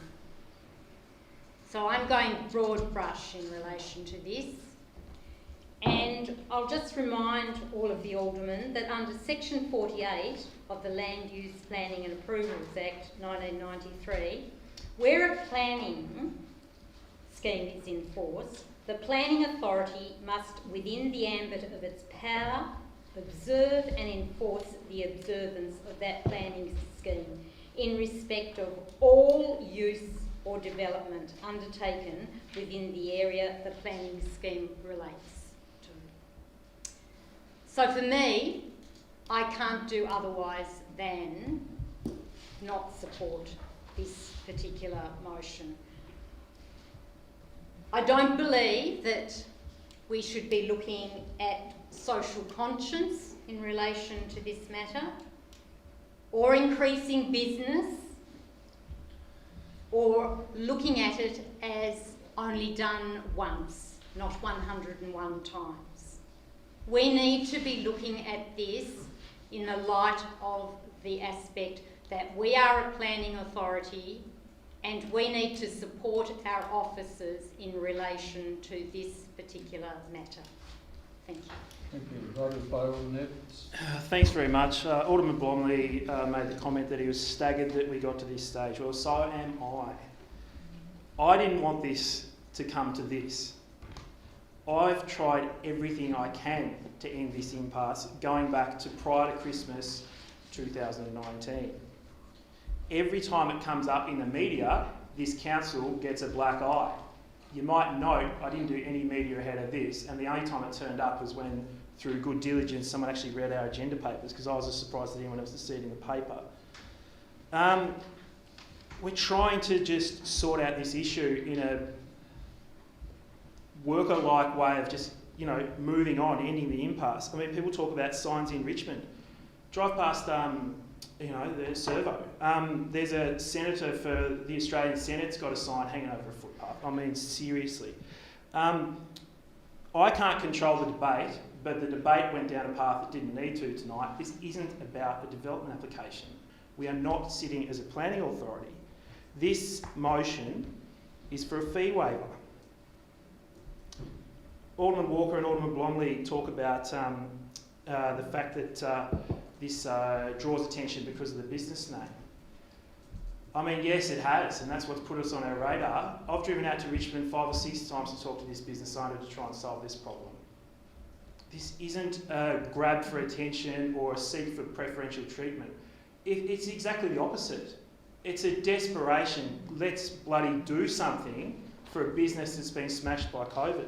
Alderman Warren, you said that you could be swayed. Well, I'm not Michael Bublé, but I hope you'll sway with me on this one, because I actually think there is scope to just move the issue along, and you're my hope. This person reached out to help from this council and from these aldermen, and what have we done?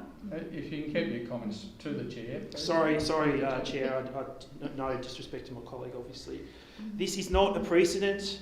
It would literally be impossible to walk this path again. It's a Hail Mary, it's a last resort.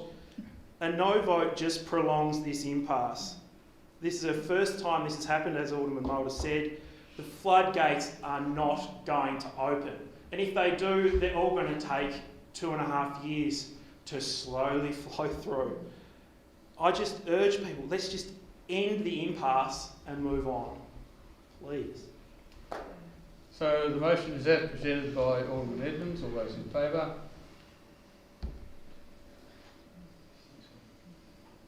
Against? The motion is lost, 6-all.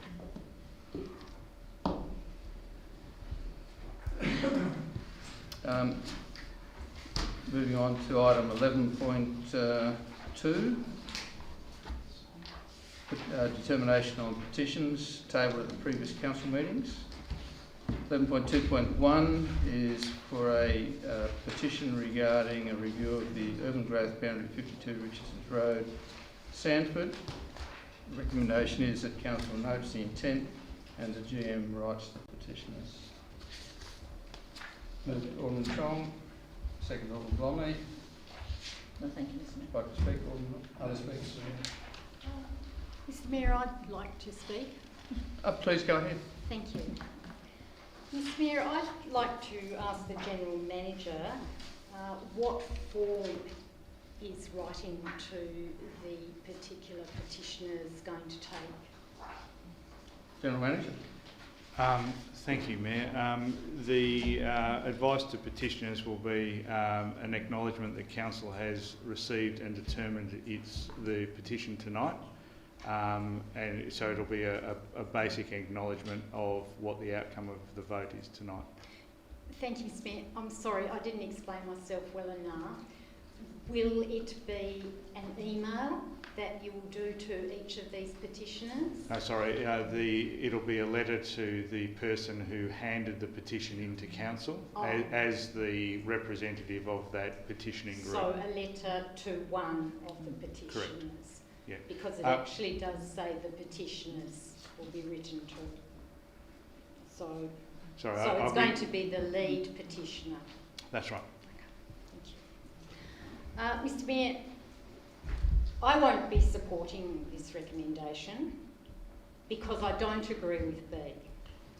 And I don't think that would be any surprise to any of the aldermen, bearing in mind my motion on notice earlier in the evening.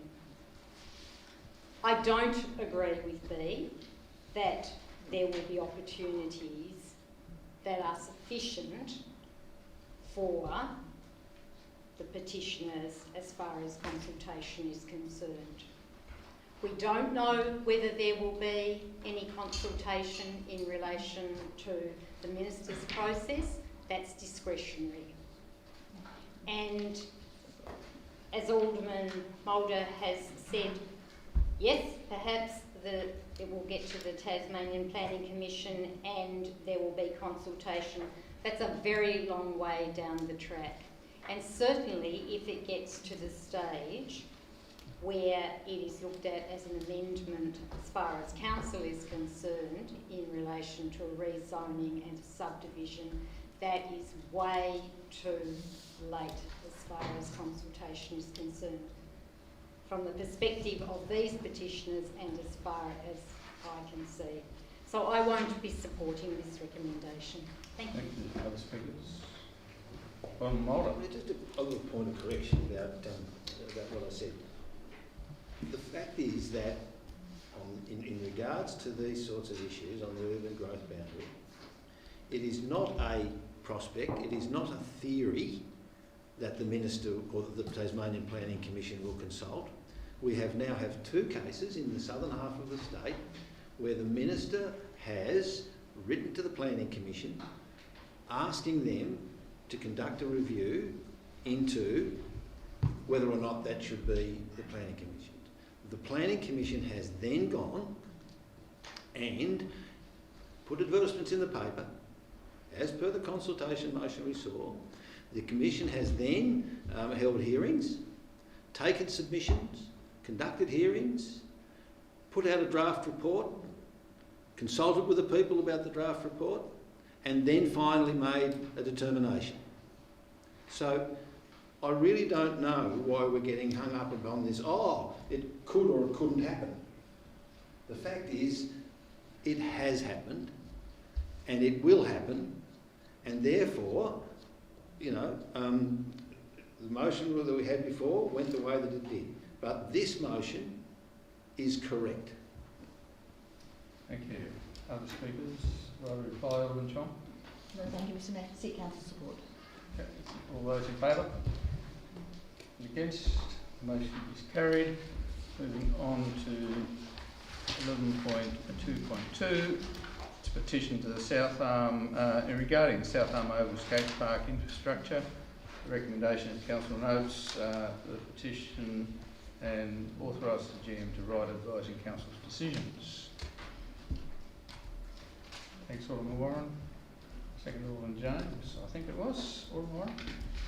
This is simply about noting the petition and acknowledging it. I urge anyone who feels the need to speak to save their comments to the later debate on the agenda. Alderman James? Other speakers?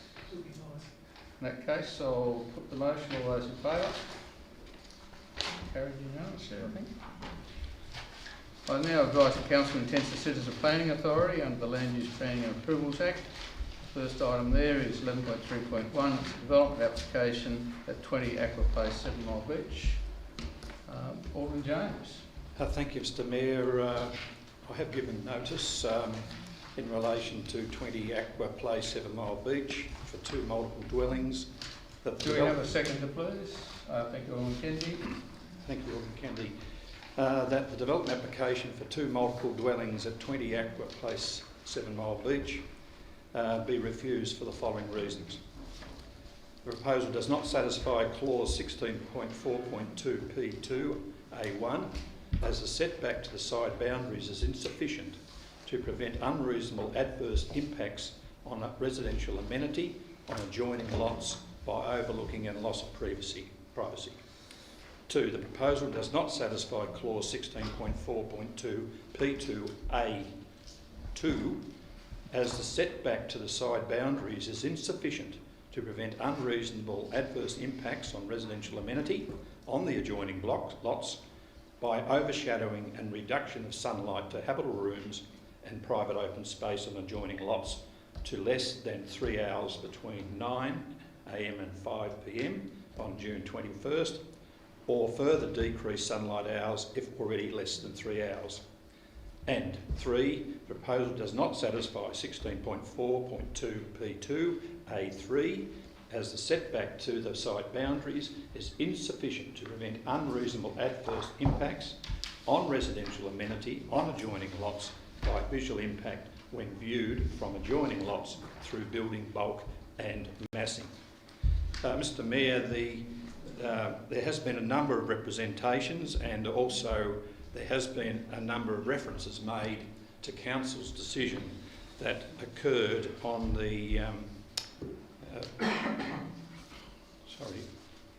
on the 2nd of December 2019. And I want to quote that because I believe it's relevant because Council made that decision, 8-3. Alderman James, I don't think that is relevant to this planning application. The decision that it made in regard to not considering further applications was ultra vires, according to Lupa, and we are required to deal with this application on its merits. So would you please confine it to that? Yeah, look, I will continue, yes, and I understand what you're saying, Mr Mayor, that there was a decision of this council on that date that basically referred to that there was no development on a long-term structure plan before a further development is approved in relation to a structure plan. Now, that has been a decision of council. Moving on. James, can you pull it into the relevance of this planning application? I have already spelt out, Mr Mayor, a number of concerns that have been addressed in the motion, and namely that is that there is an impact because of the setbacks in relation to page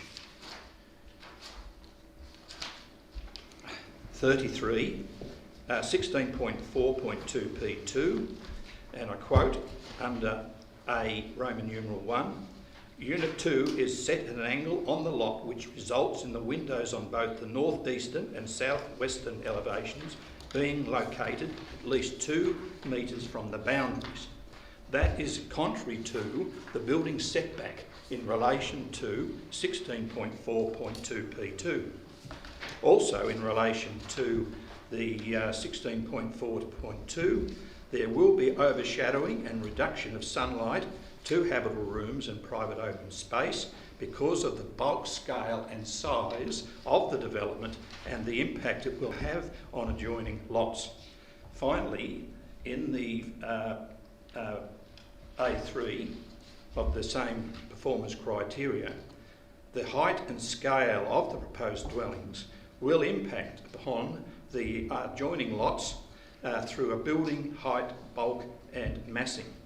In other words, Mr Mayor, there are clear distinctions in relation to the impact that this will have.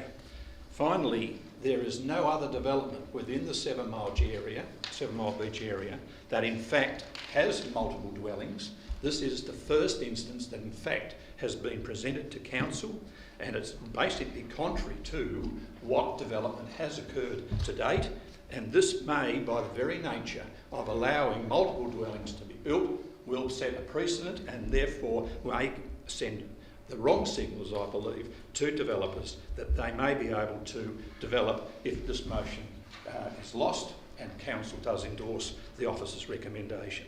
There are clear distinctions here in relation to where it's not in accordance with the Clarence interim planning scheme, and because of the scale and the lot and bulk style and the setbacks that have been basically relaxed here, that would mean that there would be an impact on other residential developments in close proximity to this, and therefore I seek council support.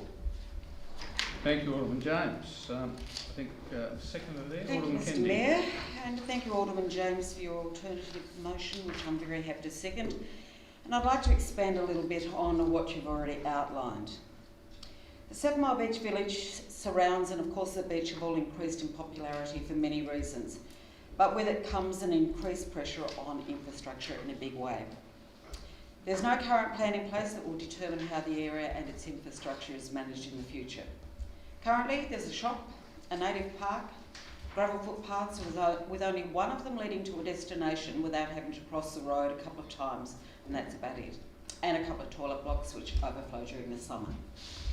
Lewis Car Park is at capacity at weekends and often during the week, which is fantastic, seeing people and various sporting groups using the beach for fitness and recreation. But again, the infrastructure struggles to deal with it.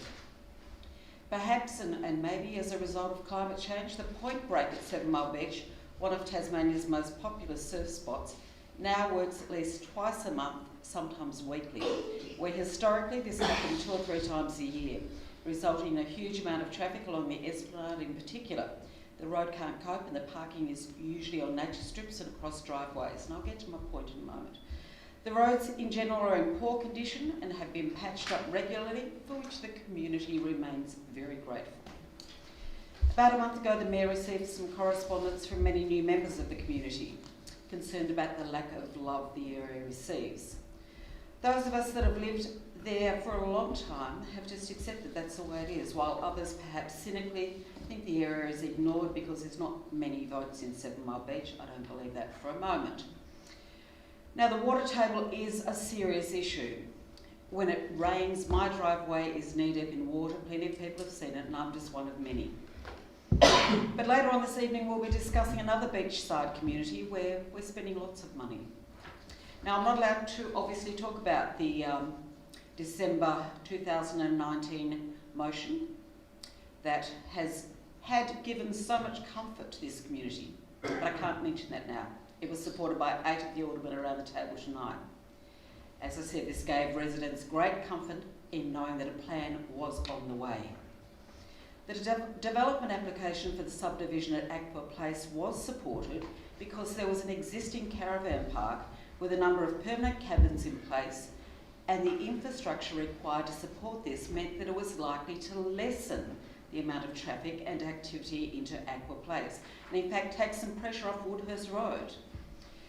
The approved subdivision was for single dwelling lots only, and that was made clear to residents during the consultation process because 7 Mile Beach is zoned village, which is why, as Alderman James mentioned, there's never been multiple dwellings developed on blocks in the area. So now we're in a situation where it would seem the developers of Aqua Place have kept some blocks and are now looking to develop multiple dwellings on blocks approved for single dwellings. But residents in the area were comforted by that addition to the recommendation that I can no longer talk about until a structure plan is completed, and of course the area being zoned village zoning meaning single dwelling. However, now it would seem that this is discretionary, but when the next change to the planning scheme happens, which may be soon, multiple dwellings would not be allowed in 7 Mile Beach. So it would appear this makes no sense. If this is approved, then what will happen with those people that have purchased the blocks in Aqua Place now do? Rethink their plans, especially now that the rear boundary setback has changed, and we simply open the floodgates with still no plan in place. I'm all for bringing more housing onto the market, but this is not the way to go about it. This is a fragile area that must be carefully looked at now, and some serious planning undertaken. And on behalf of the residents of 7 Mile Beach, thank you to Alderman von Bertok for providing that comfort about what I can't discuss anymore with regards to future development. And I also would like to thank Alderman Brendan Blomley for his comments earlier about future-proofing infrastructure in our city, and that must include the beachside suburbs. This is a community that I've mentioned before doesn't ask for much, just to be treated fairly and with some respect. And why we're all getting so many emails from residents right now? Because no one ever believed that this could be a possibility. Once again, I thank you, Alderman James, on behalf of the community for your alternative motion for refusal. Other speakers? Alderman Newington? Look, seriously, to suggest that you can never have multiple dwellings in a community, whether it be 7 Mile Beach, Lauderdale, Cremorne, around like that, it's just absurd. I cannot, it's just ridiculous. We keep sitting here worrying about, new housings coming on the market, and to suggest that having multiple dwellings is going to be the end of the world for these people is just ridiculous. You know, even if the structure plan went through and changed and said that was okay, some people would still complain. I mean, you know, it just drives me nuts. I mean, all these issues about, you know, lot density, overshadowing, you know, conflicting information on plans. I mean, they're all the same things we see every day when someone complains about someone to put a multiple dwelling next to, whether it be in Bellreeve, Linda's Farm, Howrah, whatever. I mean, it's just NIMBYism at its best, to be honest. You know, and I mean, the other point that Alderman Kennedy just raised then was that there's people in that community that want upgrades to infrastructure. Well, how are we going to pay for all that? What, the people in 7 Mile Beach have got to stay in their community as it is, and then they expect us to upgrade the footpaths, you know, people like you know, upgrade the roads, upgrade the stormwater, all this sort of stuff, without having the opportunity to raise extra revenue through extra rates. I mean, serious? I mean, that is just ridiculous to think that we want to keep it as it is, but we're not going to let anyone else come and live here. I mean, I can't believe that people think that's a legitimate approach to have. I mean, I'm not saying build multi-storey developments in there, but this, like, no multiple dwellings is just ridiculous. You know, and to suggest we've been overwhelmed with feedback from people, fair dinkum, what, 4 or 5 emails? What about the other 3 or 4 or 500 people who live down there? You know, are they jumping up and down? I mean, to suggest this is an overwhelming response from the community to try and stop it, I simply cannot believe it. Look, the bottom line is on this one too, we've gone down this path several times before in recent months, where we knock back something that's been approved by the staff. People have had to jump through hoops, they've had to deal with the requirements of the planning scheme. We get all jittery because a few people send us an email and, you know, think that, you know, communities can't have multiple dwellings. We freak out about that. We knock it back, and then what happens? Right? It goes to the Planning Commission. What happens then? We have to bend over, change our decision, and then it goes ahead anyway. I mean, we've just got to start to learn about this, guys. I mean, I can't understand that we think that we can't have multiple dwellings in our city, whether it be 7 Mile Beach or anyone else like that. I mean, I think this is a great... the plans look great. You know, to have 2 houses like that on one block, to suggest it's going to overwhelm the community. And I mean, look, the other thing is too, if we're going to go through and do a structure plan on every single little thing that we want to do, we all know that we're going to run out of staff time to deal with it all. We don't have the resources to do it as a council, and it's just over the top. I mean, this is a couple of multiple dwellings. I think they look great, and I mean, I just think that, you know, the bottom line is it comes down to this. Are we seriously going to knock these things back and then incur extra cost to the ratepayer, and then turn around and say we're going to fund all the things that people are now coming to us and asking for? You know, whether it be the, you know, I think the area does need a significant upgrade. It does need it. Footpaths, parks, parking areas, toilet blocks, showers, change rooms on beaches. The only way we're going to be able to deliver that sort of modern amenity to the community is to allow us to have high density living that's sensitively done, which I believe this project is. So I certainly won't be supporting this alternative motion. I'll be moving the officer's recommendation if this one fails. Thank you. Other speakers? Alderman Evans? Thank you. Yeah, I've just got a question. Could you please explain to me, with regards to the December 2019 motion, why, could somebody please explain to me why that is not considered relevant? General Manager. Thank you, Mayor. The December 2019 motion called for a structure plan and for no other approvals for development in the area, as I recall. That was essentially what it was. The element of that is ultra vires is the no further development element. Council has an obligation as a planning authority under LUPA to assess and consider the approval or refusal of every development application that is lawfully submitted to it, and to do that within 42 days. So that was a decision that was voided by LUPA? The element of the decision that dealt with no further development applications is void because of the Land Use Planning and Approvals Act. So I'm just trying to piece this together. We passed that motion, and has that, and that point 5 or 6 or whatever, that specifically has been tossed out by somebody, or? No, it's our advice to Aldermen is that you will be in breach of the Land Use Planning and Approvals Act if you refuse to consider lawfully submitted development applications that come forward. Okay. Thank you. The element, sorry, just to be clear, the element about the structure plan is valid. It's simply the additional piece that talks about no further development approvals that is not valid.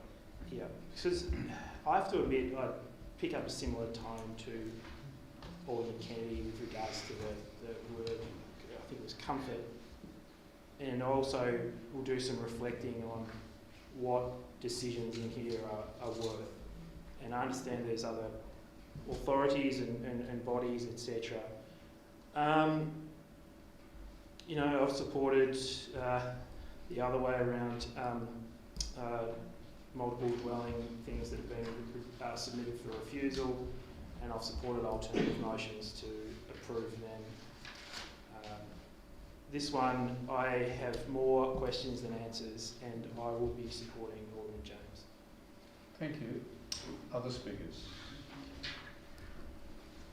Alderman Walker. Yeah.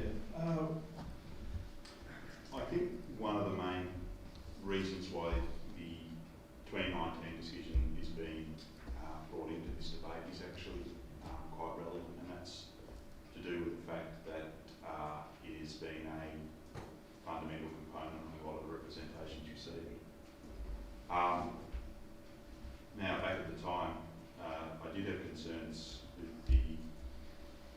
issues with the development application that came before us in 2019, to the point where I thought I wasn't going to support it.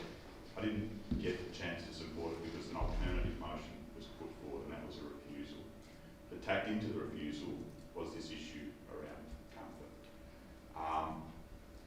And that was the reason I couldn't support it, because that was highly problematic. It was non-binding, but it was actually quite misleading to a community. And there's lots of decisions we make around this table all the time that cause disappointment. I find it disappointing when contracts are made by the federal government that are tens of billions of dollars more expensive than they should be for products that are as effective as they might be. But people actually feel it more when it's the view that's getting obscured or the volume of traffic outside the house. They deal with that all the time. And that is in many ways why we have to be careful to not provide elements that will give misleading comfort as that point on that motion did.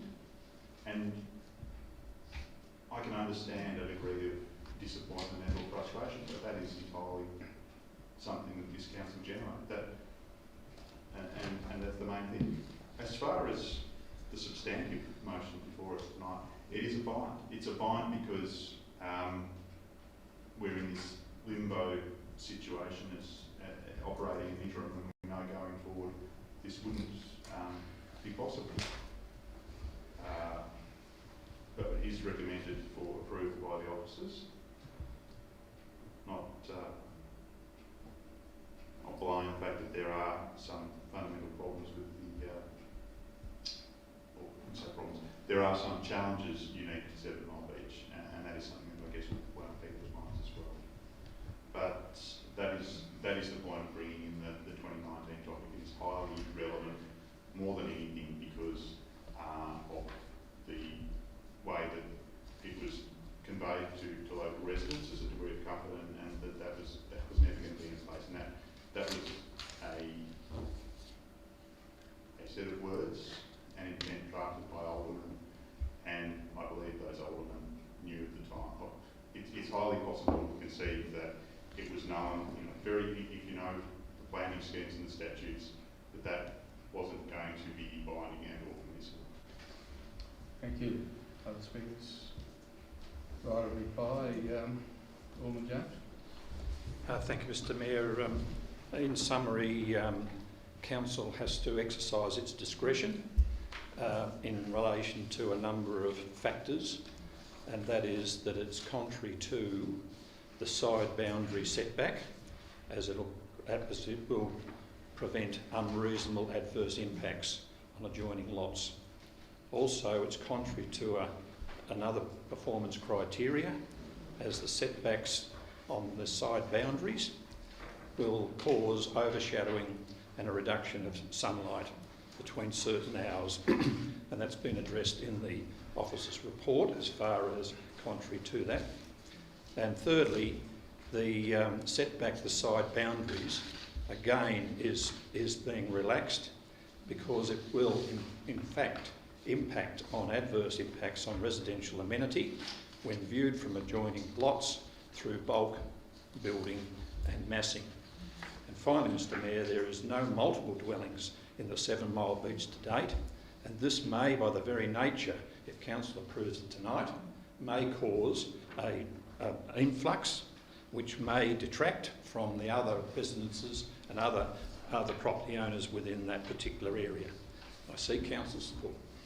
Thank you. So the motion before the Chair is a refusal based on Alderman James' recommendation. All those in favour? Against? The motion is carried. So moving on to, in fact, 11.3.2, Alderman Walker, I think you were going to declare an interest in this one. I do, I will, and I have.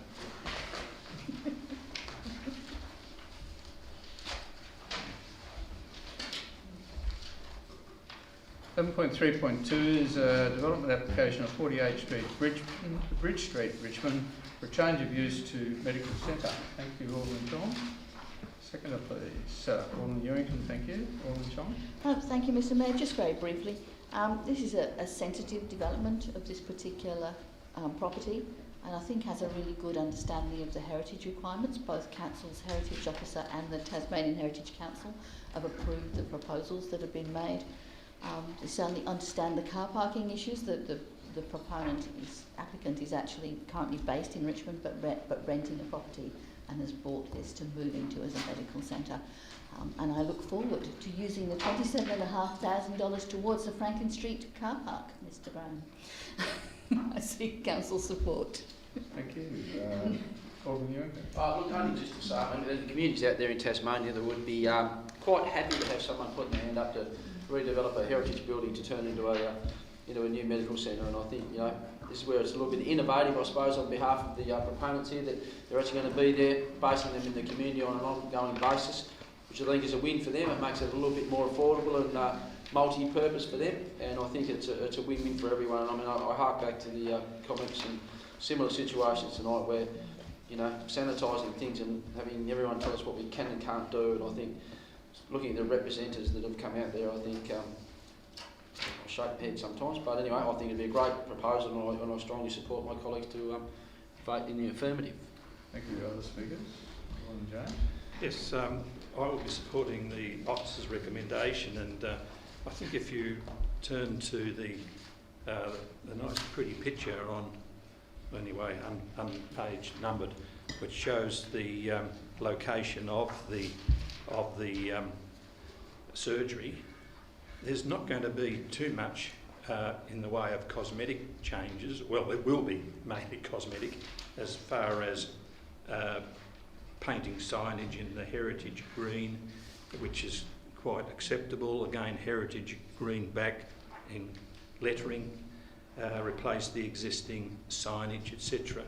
But what's interesting is, and what I find quite agreeable, is that the cash in lieu, and that has always been a sticking point in this place, in particular in relation to off-street parking, and they have agreed, as it was mentioned by one of the earlier speakers, I think, Mr Mayor, that they've agreed to pay the $27,500 for cash in lieu. But what is interesting about car parking is, look, there's only a short walk from where there is some parking, and also down that particular street, where the people can in fact walk quite leisurely, and it's very flat in that area.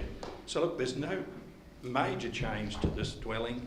It's still going to have the appeal, as it's obviously adjoins the Richmond Arms. Is that the building? No. No, it's not. That's further. Sorry. That's it's a sweet shop. Sorry, the sweet shop and that are complementary to each other, and I think this is a worthy recommendation, and I think that council should support it. Thank you. Other speakers? Alderman Pearce. Thank you, Mayor. Page 67, I think, sums it up. The Tasmanian Heritage Council and Council's Heritage Advisor satisfied the proposal meets the relevant provisions of the Historic Heritage Code. And, you know, as we can see in the photo there, it's the same building that's always been. And like Alderman James, I'm really pleased with the cash and lure, and hopefully you can go on Franklin Street. Thank you. Thank you. Other speakers? Right, a reply. Alderman John. My colleague Sybil. Thank you. So the motion is approval, subject to conditions and advice. All those in favour? Motion is carried unanimously, I believe. Could we recall Alderman Walker, please?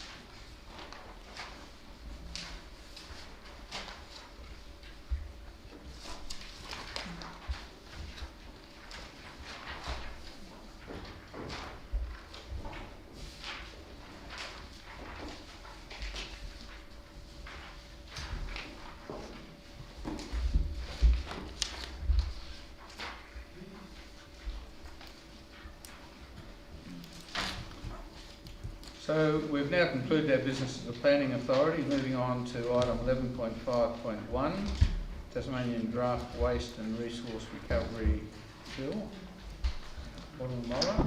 Mr. Mayor, I would like to move an alternative motion that I've circulated in my name, 11.5.1. Do I have a second for that, please? Alderman Edmonds, thank you. Alderman Mulder. Mr. Mayor, it's basically we've had the Draft Waste Management and Resource Recovery Bill. We've had a workshop from LGAT presenting to us, and basically, like all these things, the fact that it is a bill, and we have already at a workshop, it is what it is, and there's not really much point debating it. However, in the course of the workshop, an issue did arise, and that was that the objectives of the bill, the purposes of the bill, relate to reuse, reduction in use, reuse, and all the rest of it. And in the workshops, it came to our notice that the landfill at Copping is only 30% of the stuff that's going to landfill, and of council household curb recycling. And the issue arose there, of course, about, well, we already separate recyclables. So what's going to landfill from councils isn't in the position where it can be reused, and it won't be resorted, and because it's already been sorted at the area and repurposed or reused at the other, sent for recycling. So it seems to me that if we now, the idea is that we get builders' waste and rubble that is going into the landfill, and the idea is that we need to repurpose that stuff. And I'm all for that. But then why are we taxing councils' curbside recycling that is being sent to the landfill site? Why are they paying the fee for putting stuff in landfill when the stuff they put in landfill can't be repurposed or reused? So it seems to me that the ratepayers are being slugged double here. One, they're going through the exercise of repurposing it, and second, they're now going to have to pay this levy on their collection services for the household rubbish that's going into a waste dump. And the objectives of this bill are to discourage that from going to the waste dump. Well, there isn't anywhere else for it to go. So I really think that it amounts to perhaps not an unfair tax, and I'm not about to have a Boston Tea Party experience over this, but it seems to me that as per the roadside collections, for which council will be exempt, the stuff that they pick up on the roads, those sorts of things, apparently that's going to be exempt from the levy. And then yet here we are with stuff that the public have already separated, we're now going to tax them twice. We're going to tax them to separate the rubbish, but they've already done so. And then we're going to tax them at the gate to do it. So I'm all for the bill being what the bill is. I do have some concerns with it, and they have been raised and they have been reported. But in the essence, I just wanted to add this simple piece of request to or note to the Minister, and I can imagine what success it's going to have, but I think it's important that we actually represent what the objectives of this piece of legislation are, not just toe into the line and say, well, we'll pay that tax even though paying that tax won't meet the objectives. And in the end, what we're looking about is a $16 million per annum pool of money that is going to be assigned by a board or a committee appointed by the government of the day.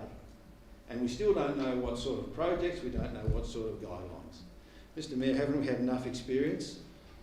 A grump of ministerial appointed board with a bucket load of money. What could possibly go wrong? Other speakers? Or seconder, sorry, Alderman Edmonds. No problem. Yeah, look, I've got a few issues with the draft Waste and Resource Recovery Bill 2021. I seconded this motion because, to be honest, I was thinking about just voting against the motion in the agenda papers. But I'm seconding this one because it sort of gets to the nub of some of my concerns about the bill. You know, I really appreciated the briefing that we got a few weeks ago. I thought it was done really professionally. I said that on the night. I think it was a flawless presentation of the bill and its impacts. You know, I worry about a few of the impacts of this bill, and I think that people are going to get a bit of a shock. You know, we think about the way people rail against things like carbon and mineral resource, whatever the other R was, taxes, you know, like, I reckon when this comes out, people are gonna be a bit fired up, and I think rightfully so. You know, I've got concerns about the cost shift onto who's going to pay for it. Like the person building the house is going to pay for it. Well, that's already skyrocketing, and it's already got enough bloody hurdles for that to do. Anyway, a lot of other thoughts about this bill. I hope it gets robust scrutiny throughout the process from here. But I'll support this because it is a way to flag an issue that is firmly in our realm. Some of the other issues I have with it, you know, potentially, you know, the cost shift again to local government of another levy that they're too gutless to implement themselves is another concern. But some of the other stuff, yes, okay, it's not within our rim. This is. And the double, as Alderman Mulder referred to, people are already separating this stuff. I don't really understand why we have to be slugged twice. And again, I think Clarence is going to get whacked for its future-proofing of itself over the journey so far. And obviously that's not something I participated in, only being on council for this term. So I'll support this alternative recommendation because it flags some of my concerns and at least gets them under someone's nose who might take notice. Other speakers, please. Alderman Walker.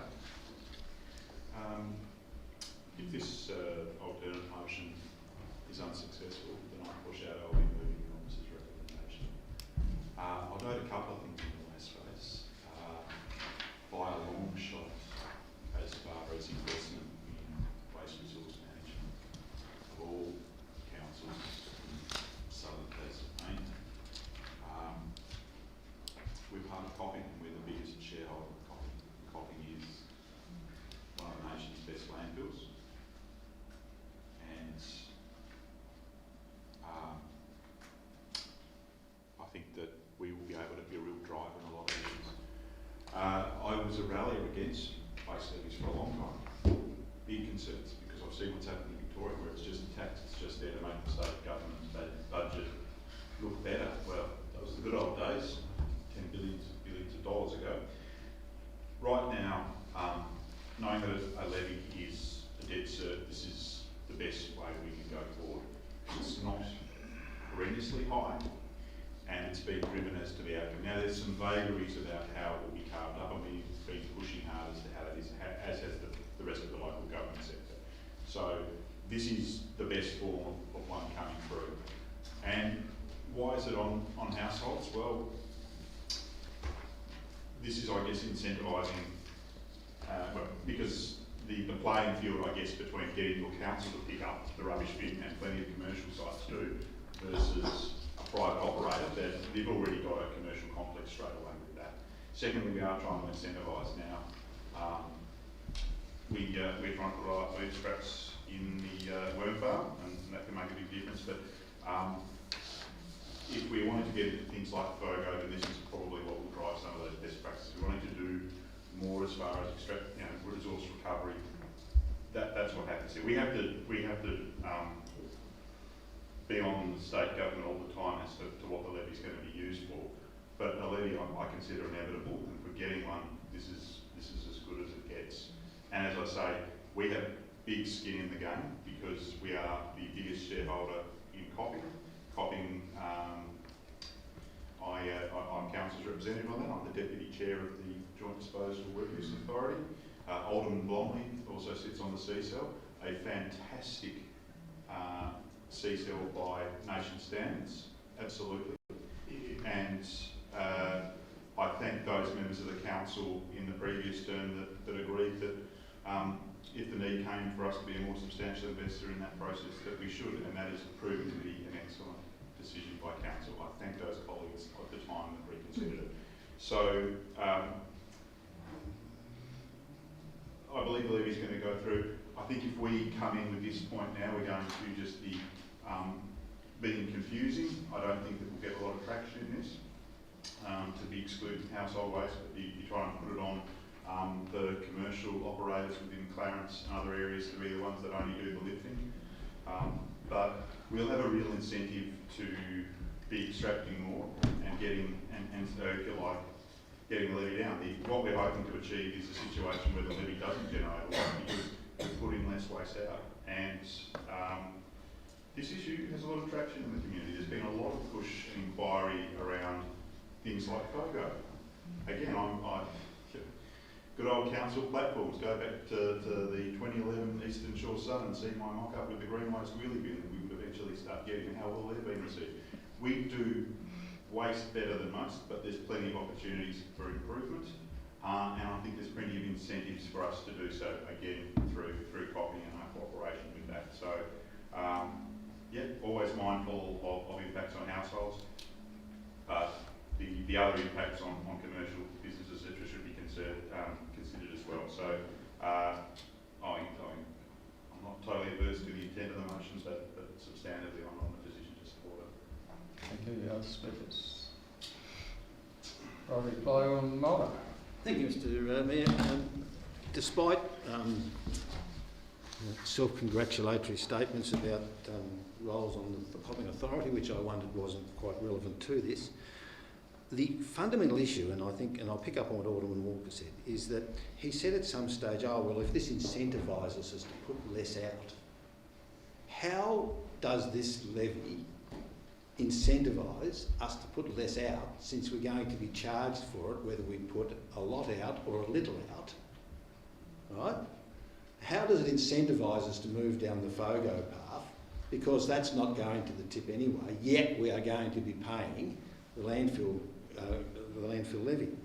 My point really here is that it doesn't incentivise us to do anything, and the only way we could incentivise a reduction in the amount of stuff that households are putting in landfill would be if we were to move to a weight-based charge, so that you charge people at the collection site not for the volume, like how much can you ram into one of your wheelie bins, but how much does it weigh, because weight is what they use at the gate levy. So to argue that somehow or other this will incentivise people not to put so much rubbish out and to do it in a circle just doesn't wash, because that's not how we charge for waste collection. There is no incentive here for people to do anything other than what they're doing today. And why shouldn't we encourage them doing what they do today, which is using the thing? FOGO might be something else, but even if we have a FOGO system and we move down that path, we still won't be, right, getting any benefit from the tax, because we're diverting it, but we're being charged at the household level because of the volume.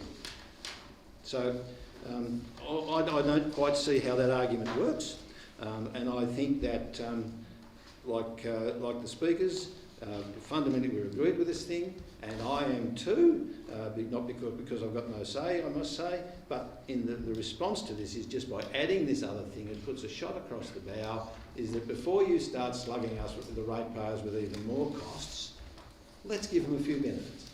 Thank you. So the motion before the Chair is the alternative motion from Alderman Mulder. All those in favour? Against? The motion is lost. 6-all. Alderman Walker. We could be in for a long night, Your Worship.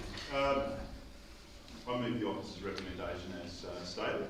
As far as FOGO happens at the moment, there's 2 councils in southern Tasmania doing it. There's the Virtue bin that you pay $60 a year for with Hobart City Council, who demonstrably put your scraps in that are then collected with the green waste that are put in a truck. Probably not the most efficient. Sorry, I'm waiting for a seconder. Seconder for the officer's recommendation. Thank you, Alderman Warren. Thank you indeed, Alderman Warren. That is put into the diesel truck that is driven to Interlaken, that is spent on a paddock and sort of decomposes in the natural ether. That is versus what's currently happening to Clarence residents, where the scraps go into the regular bin, they're collected with everything else, they're taken down to Copping, which isn't a big trip. The level is, if you like, the waste is capped, and then it's tapped for methane. Now, that's actually contentious, but my take is, and from the research I've done, that is actually a better environmental outcome, getting the methane than taking up to Interlaken, ready on the tank. But it is not the best technology with FOGO, which is the kiln or closed cell productions. And that becomes a reality when we have a system like this. And so if we do get the chance to move to FOGO, then all that waste of that food waste will no longer be attracting any of the levy as it's diverted, as the recycling is diverted, along with the green waste. So we've got big issues across the state with waste management. We have a stewardship role for future generations as well. And provided the levy is treated right, we know that it's coming in modestly. We also look, when you read the motion, about the fact that what's proposed for the November start is unwise, and I completely support the officer's recommendation that it should be delayed till the subsequent financial year. So, recommend the motion. Thank you, Alderman Warren. Thank you, Mr. Mayor. There's a long way to go on this. This motion is purely about saying, yes, we endorse the draft bill going out for public consultation. There'll be a whole round of other things to talk about at that stage. I don't think we're having a valuable use of our time talking about the what ifs and buts now. I endorse this going out. There are a couple of suggestions in the letter about how it might be done more effectively, but let's just endorse it and move on. Thank you. Other speakers? Alderman Pearce? Second, Mayor. Look, it's no good mucking around with this. We can't get a 6-6 issue. I certainly supported Alderman Mulder's motion, but it was right. And look, we've got to get on with this. So I'll support this motion. There's a couple of things that Alderman Mulder said I totally agreed with. But as Alderman Warren said too, this is for public consultation. It's no good playing 6-6 all night. We've got to make a decision. So I'm going to support it. Thank you. Other speakers? Alderman Jones? Yes, look, I would have liked to have gone out to public consultation, Mr Mayor, and at the same time what Alderman Mulder had included in his previous motion would have given some substance to what we're about as far as recycling scheme goes and what exclusion from the landfill waste stream. Yep, I'm coming to that, and as a result of that lacking in this particular motion, I don't think it goes far enough. I would have thought that this motion should have a number of factors in it that this council believes is appropriate and where we should be heading. By just endorsing the letter, then really we aren't really giving enough view or support to what we believe is appropriate as a joint owner of the Copping facility, and I think we own 40%. It's more than that. More than that, is it? Okay, well, again, we are a substantial shareholder and owner in that particular facility, and therefore all the more reason why we ought to spell out what we believe is appropriate as far as the draft waste and resource recovery bill is concerned. I will not support this. I think we should have really taken on board a lot of those matters that were spelt out in this, and as one of the key shareholders in the COPPing and also the C-Cell operation, I think we have an obligation to provide some response to this, and what has really lacking, in my opinion, in relation to this particular motion is unfortunate, and therefore I will not be supporting it. May I ask a question? Look, you have spoken, I'm afraid. It's just a point of clarification. You can raise a point of order, Well, but not a point of I'll let clarification. you be judge on that. If this goes out to public consultation, can Clarence make a submission? Of course. Other speakers? Is that a point of order? I don't think it. Alderman Edmonds? Yeah, just really briefly. It's just a draft. Let's put it out. Rings in my head. I hear that. Woof, woof, woof. And at least with the dogs policy, we know how arduous that task was. We got to give broad and semi-specific advice to that before it went out, and even then there was some sort of like, maybe we hold this one back. I mean, this is a draft. We had no real say in the formulation of. In that sense, so I'm not going to give it a soft rubber stamp of my approval, and that's why I will not be voting for it tonight. Thank you. Alderman Mulder? Thank you, Mr Mayor. I think we've just got to get back to square one. What we are doing is we are discussing what feedback we should give to the government who is consulting us on the draft piece of legislation. So there isn't... We're here with this consultation before we have consultation routine. This is not our initiative. This is an initiative of the state government that we are being asked to comment on, and we're being asked to comment on a piece of legislation. And nowhere in that legislation does it want about the differences between FOGO turned to methane and FOGO incinerated. Because if we're going down those particular projects, where I can see it, high temperature incinerations is done in Scandinavian countries. If you really want to think about alternative uses to landfill, something that will impact upon the ratepayers of this city, maybe we go down that path. But that's all projects that are to come into the future. That's all stuff that's going down. We are being asked here to comment upon the policy of a waste levy which is designed to fund projects to divert material from landfill. So I really can't see why we need to do any more public consultation. The government's asked us to comment on the bill. We have already commented on that bill because of the incredible timelines. I just wish they would respond to some of their timelines in the way they expect us to respond to theirs. Yes. But I can simply say that this is going out there. There will be tons of time for people to have their 2 bolts worth. The concern with me in this is that we have no details yet about how this board that's dishing out all these dollops of money, right, are going to conduct their things. And as I said before, a government-appointed, a ministerial-appointed committee with bucket loads of money, what could possibly go wrong? If there are no other speakers, Alderman Walker, right a reply?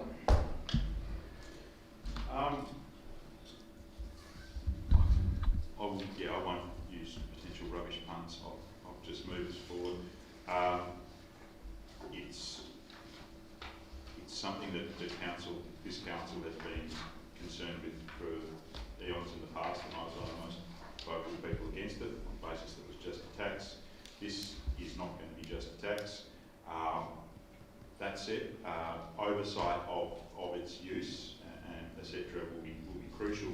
So this is about improved resource recovery, as well as I said, incentivising other diversion for things like household waste and FOGO space. So I think that the officers pretty much got the feedback right from when we discussed it at the workshop, and I would urge 6 others of you to join me in this journey and vote yes for it. Thank you. So the motion is the officer's recommendation. All those in favour? Against? Motion is carried. Moving on to item 11.5.2, South Arm Oval Revised Master Plan, Earth Berm, Parling Fence and Play Space Implementation. I think Alderman Von Verdo might have... I'll be watching the replay with interest when the tape comes to publication, Your Worship. I think I've been given advice that I was looking down, I didn't notice it, but apparently Alderman Walker was up first, so he's got the nod. Thank you, Your Worship. Again, the replay made. Sorry? Mr. Pollen used to say that it was who he saw first, not who stood first. Alderman Walker. It's actually, yeah, I totally agree, Mr. Mayor. It's actually the Mayor who has that decision. And can I just make a clarification now? I saw you both at the same time. When I looked up, you both were standing.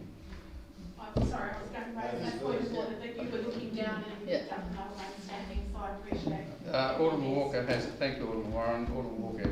Well, I'm going to give a replay. Need a seconder. Are you seconding Alderman Walker? So we've moved Alderman Walker, seconded Alderman Warren. I move the motion as stands in the officers, in the council agenda by the officers. There are so many things of which I know nothing about, but skateboarding is not one of them. It's been a huge part of my life for over 2 decades. It's a big part of my identity. It's a brilliant form of recreation, and it can be a handy means of transportation. But it's not for everyone and everywhere. At all times prior to the construction of this facility, I was against the project. Not because I'm anti-skateboard, but because I get skateboarding. And I know the noise, amongst other things. And knowing this site with its really low ambient background noise was always going to be problematic. There's no joy in being right, but this was something that was identified as a prospective problem very early on. Now the project costs have overrun with this in a very big way. It's the Collins class of skate facilities. And we could have had 2 facilities and change if council had perhaps placed them in better locations.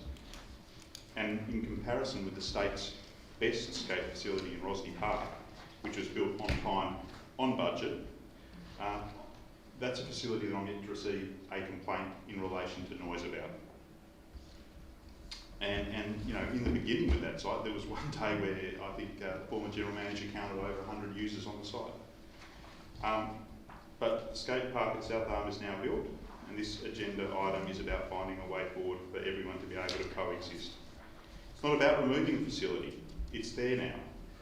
And the most impacted residents who have been profoundly impacted are not making a case for its removal. This is about finding a way for people to be able to get along.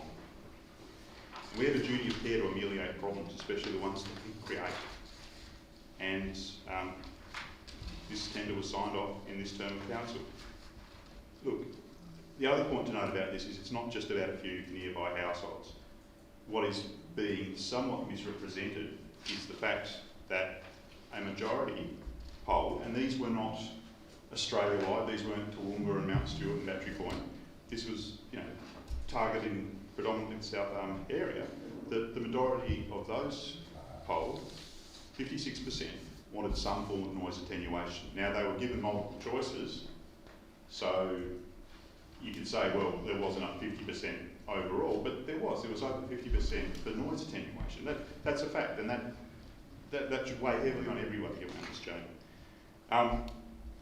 Some of those here have not been on council for the entire journey of this project, but those that have know that we kind of took a hope for the best, but anticipate the worst result for the noise attenuation. The talks of barriers and walls were openly discussed in workshops years and years ago. South Arm's a paradise, and it's been dispiriting to see how council's decision to put this here has caused, you know, a degree of division in a community that's so rich in social capital. But I think that the berm and the paling fence is an opportunity to allow people to it's only part of the recommendation tonight, because the other bit is the playground design. And looking at that, I think that that playground is to a size, scale and calibre that is deserved by that community. Certainly the designs in the paper seem so. So skateboarding will still be able to continue. A paling fence with plantings is going to have a low visual impact, but hopefully a huge noise impact. And we saw that for the surrounding residents that would be the case. If people are bemoaning the cost of it, I'm not unsympathetic to that. But again, look at the project that was endorsed and look at how far it overran. So we have a duty to work in this space to ameliorate the problem, and I think the officer's recommendations is sage, and it will give Burn the paling fence and indeed the play space. So I commend people to support this. Thank you. Alderman Warren. Thank you, Mr. Mayor. This is a simple matter. It's, do we care about our neighbours or not? Do we believe that residents have the right to enjoy quiet amenity in a quiet beachside suburb? Over the course of this debate, and even though I've only been on council for 2 and a bit years, I actually sat in on some of those debates prior to being elected. There's been some shameful language, both in the chamber and in the community. I've heard terms like NIMBYism, squeaky wheels, and trying to appease the unappeasable. And I think that's really appalling, and possibly certainly from within the chamber, in breach of our code of conduct to speak about residents in that way. And I would urge my colleagues to show some restraint in that matter. Alderman Umberto has circulated a map, and I just need to seek some clarification on that because I can't actually see the houses that are referred to, highlighted in any way, but it suggests that there are 4 current complaints. I know of at least one person who has moved house, who has sold up their dream house and moved because of this noise. So that's one less complaint, but what price is that? Do we treat our residents with such disrespect? There's also been a lot of misinformation in the community regarding the playground. It's not a choice of the earth firm or the playground, and we're not taking money away from the playground by building the earth firm. We have a responsibility to our residents. This council or the previous council made a bad decision. We owe it to our residents to repair the damage. Thank you. Other speakers? Alderman Umberto and then Alderman James. Thank you, Mr. Mayor. Mr. Mayor, if I had been given the opportunity, I was going to put an alternative motion, and I foreshadow that motion if this one is lost. The reason that I was going to put an alternative motion, which I have circulated by email several days ago and also provided Alderman with a hard copy tonight, is that I believe the 2 aspects in the officer's recommendation need to be separated. At the moment they're conflated. We have the issue of the berm stroke fence, and also we have the proposal for a play space.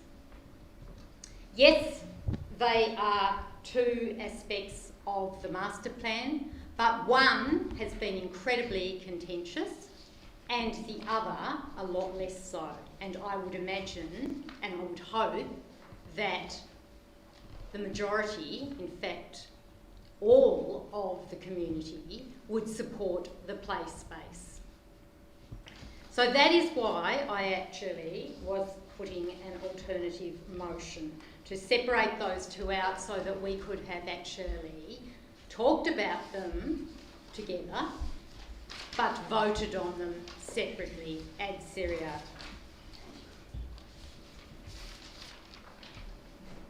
In relation to the berm and fence, it just doesn't make sense to me on a number of counts, which have been detailed in the petition that was dealt with earlier in the agenda and the SAPRA letter that was sent to all of the aldermen during the weekend. And the SAPRA letter and its attachments make it very clear that there will be an effect in relation to a very close neighbour, and that is the community centre, and with some of the activities that they actually undertake.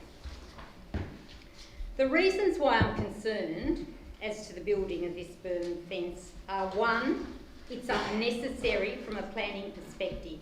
The current noise level has been determined as acceptable by the Resource Management and Planning Appeals Tribunal. Number two, there are safety issues which are noted clearly by the officers in their report. That there may be, and are likely to be, issues in relation to crime prevention through environmental design, as in lack of the correct design. And as has been pointed out, there may be issues in relation to concerns for parents, for the safety of their children, and as far as young people are concerned, for their own safety, particularly women, young women, girls. Number three, the amenity for users of the skate park and the community centre and the market stall holders and participants will be negatively affected, as detailed in the SAPRA letter. And for the weight of the petition, there were 548 petitioners.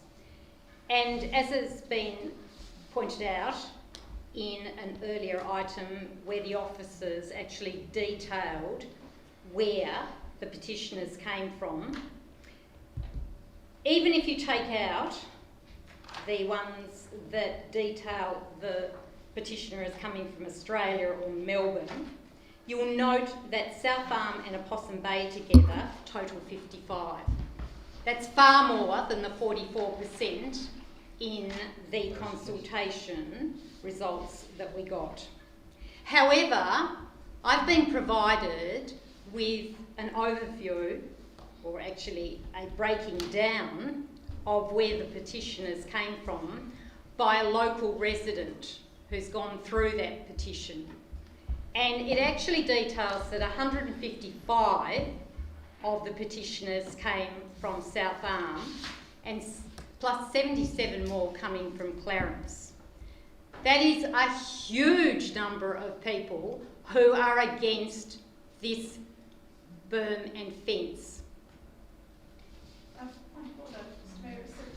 we have any justification or evidence to support that statistic? Yes, I can actually circulate. Please continue, yeah. If you'd like, I will circulate it, but I would like it back. So it can be circulated. Thank you. Starting from Alderman Warren, go around. So I hope that my time's not being docked because of that break in my speech. Also, whether council funds, i.e. sourced from ratepayers, or federal grant funding is used, in essence sourced from taxpayers, there are much more deserving projects across Clarence waiting to be resourced and completed. Thank you, Alderman Von Better. Alderman Jones? Yes, thank you, Mr Mayor. The track record of myself and some of those who've been on council for the last few years has been that initially we didn't want the skate park in that location, and there was a lot of activity from the community regarding the location of that skate park. However, it went to the vote, and in this place it was sort of sandwiched within the South Arm Oval master plan, and when it went out to consultation it was sort of very loose in its questions in relation to a skate park, because it included a lot of these other wonderful measures that have been subsequently built on the site, and therefore the impetus in relation to whether or not a skate park ought to be built there or not was somewhat caught up in this master plan, which I felt at the time wasn't the real question of what was being sought from the community. And there was a substantial number of people that were opposed to the skate park in that location. In that location, they were opposed to it. And over time, there has been a number of people who have actually sold their homes and moved out because of the impact the skate park has had on their health and well-being and their normal course of daily living, and also on, in some cases, on the sickness and mental health of those people. But there are still a number of people, not only adjacent to this particular facility, but also in the surrounds, that still have concerns about, okay, what can we do now in relation to the noise? We've got this thing here, we didn't want this thing here in the first place, but now we've got it. We need to have some peace of mind, we need to have some way of life which will allow us to enjoy a reasonable lifestyle in that area in close proximity to the skate park. We now have a proposal that will, in my opinion, and I believe the officers have spelt it out in the attachments and summarised the report from the experts, that this is the best means by which it's necessary to be able to provide some fair means for people to enjoy the environs in the place where they live, and therefore have this particular structure of a berm and a timber wall, which has basically been recognised as the best way forward. So we have now a motion before us. The motion before us is in fact is in its entirety, and that is that the council authorises the general manager and also the place-based design for consideration of the 2022 Capital Works program, and also for funding. And there may be some funding available from the other reference here from the Local Roads and Community Infrastructure Program, LRCI, and the officers at 7.7 have said, and I quote, "The South Arm earth berm, paling fence and play space are considered to be eligible projects for the LRCI program," unquote. So look, the officers have condensed this into a very reasonable presentation. They've identified some funds to build this, and also by having the play space incorporated in this.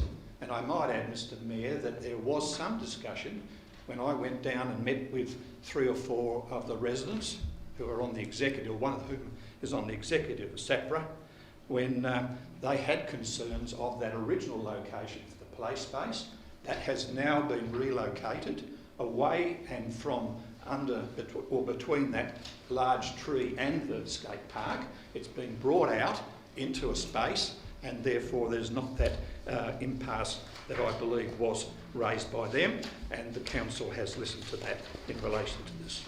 I think the time has come, Mr. Mayor, we need to act. We need to make sure that these funds are available. We need to go forward. We need to tick this in the box in relation to the Capital Works program and get on with it, so that people in that vicinity have a reasonable face of life. Other speakers? Alderman Bromley. Thank you, Mr. Mayor.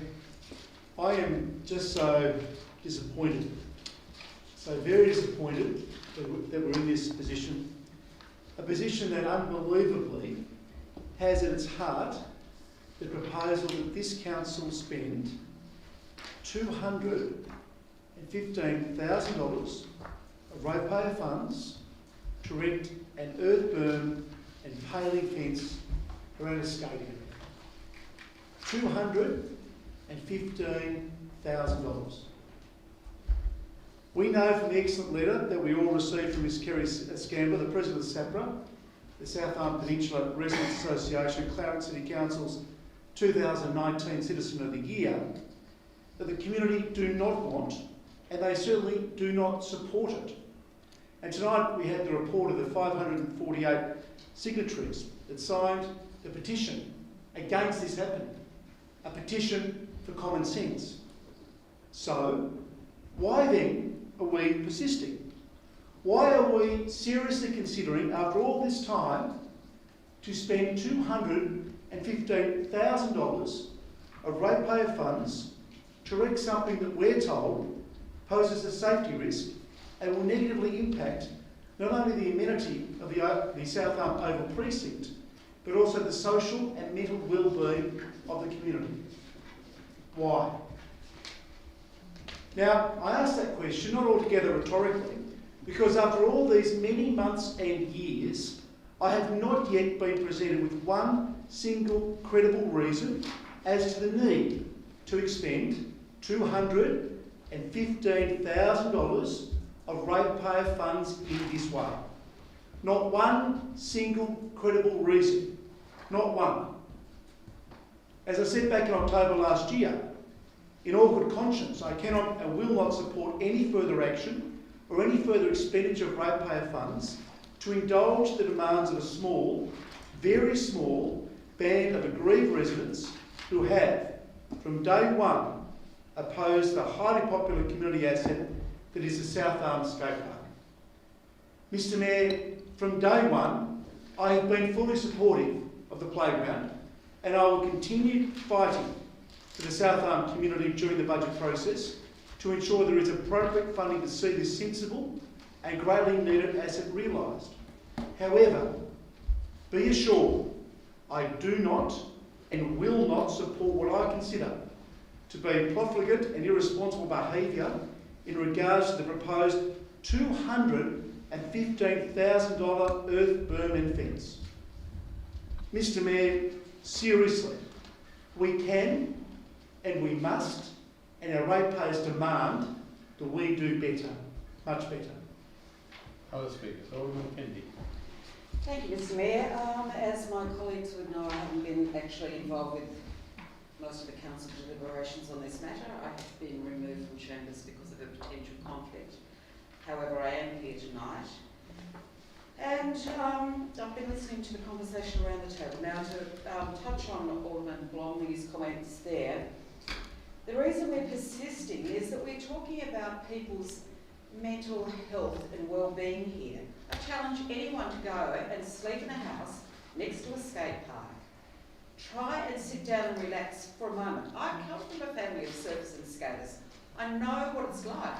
It is the most absolutely frustrating, revolting noise clacking over and over and over. You would just be sitting in your house. You'd never be able to relax because you'd be waiting for it to start again.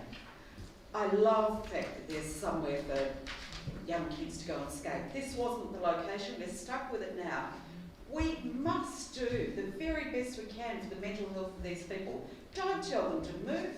How ridiculous is that? No one deserves to be treated this way. No one. Thank you. Other speakers, Alderman Yerrigan. Yeah, thank you, Mr Mayor. Look, bottom line with this South Arm playground park situation is that it was always going to be a community space that would have some form of change and development and infrastructure added to it. Now, you know, we make decisions every day where we change things around, where we might improve a school next to a residential area that increases noise. We might improve a road that does this sort of stuff. And I mean, you know, this is another example of that where, you know, the people that are living there, the people that live near Bellery Bar, they've got a bit of noise from a few cricket games. You know, this happens.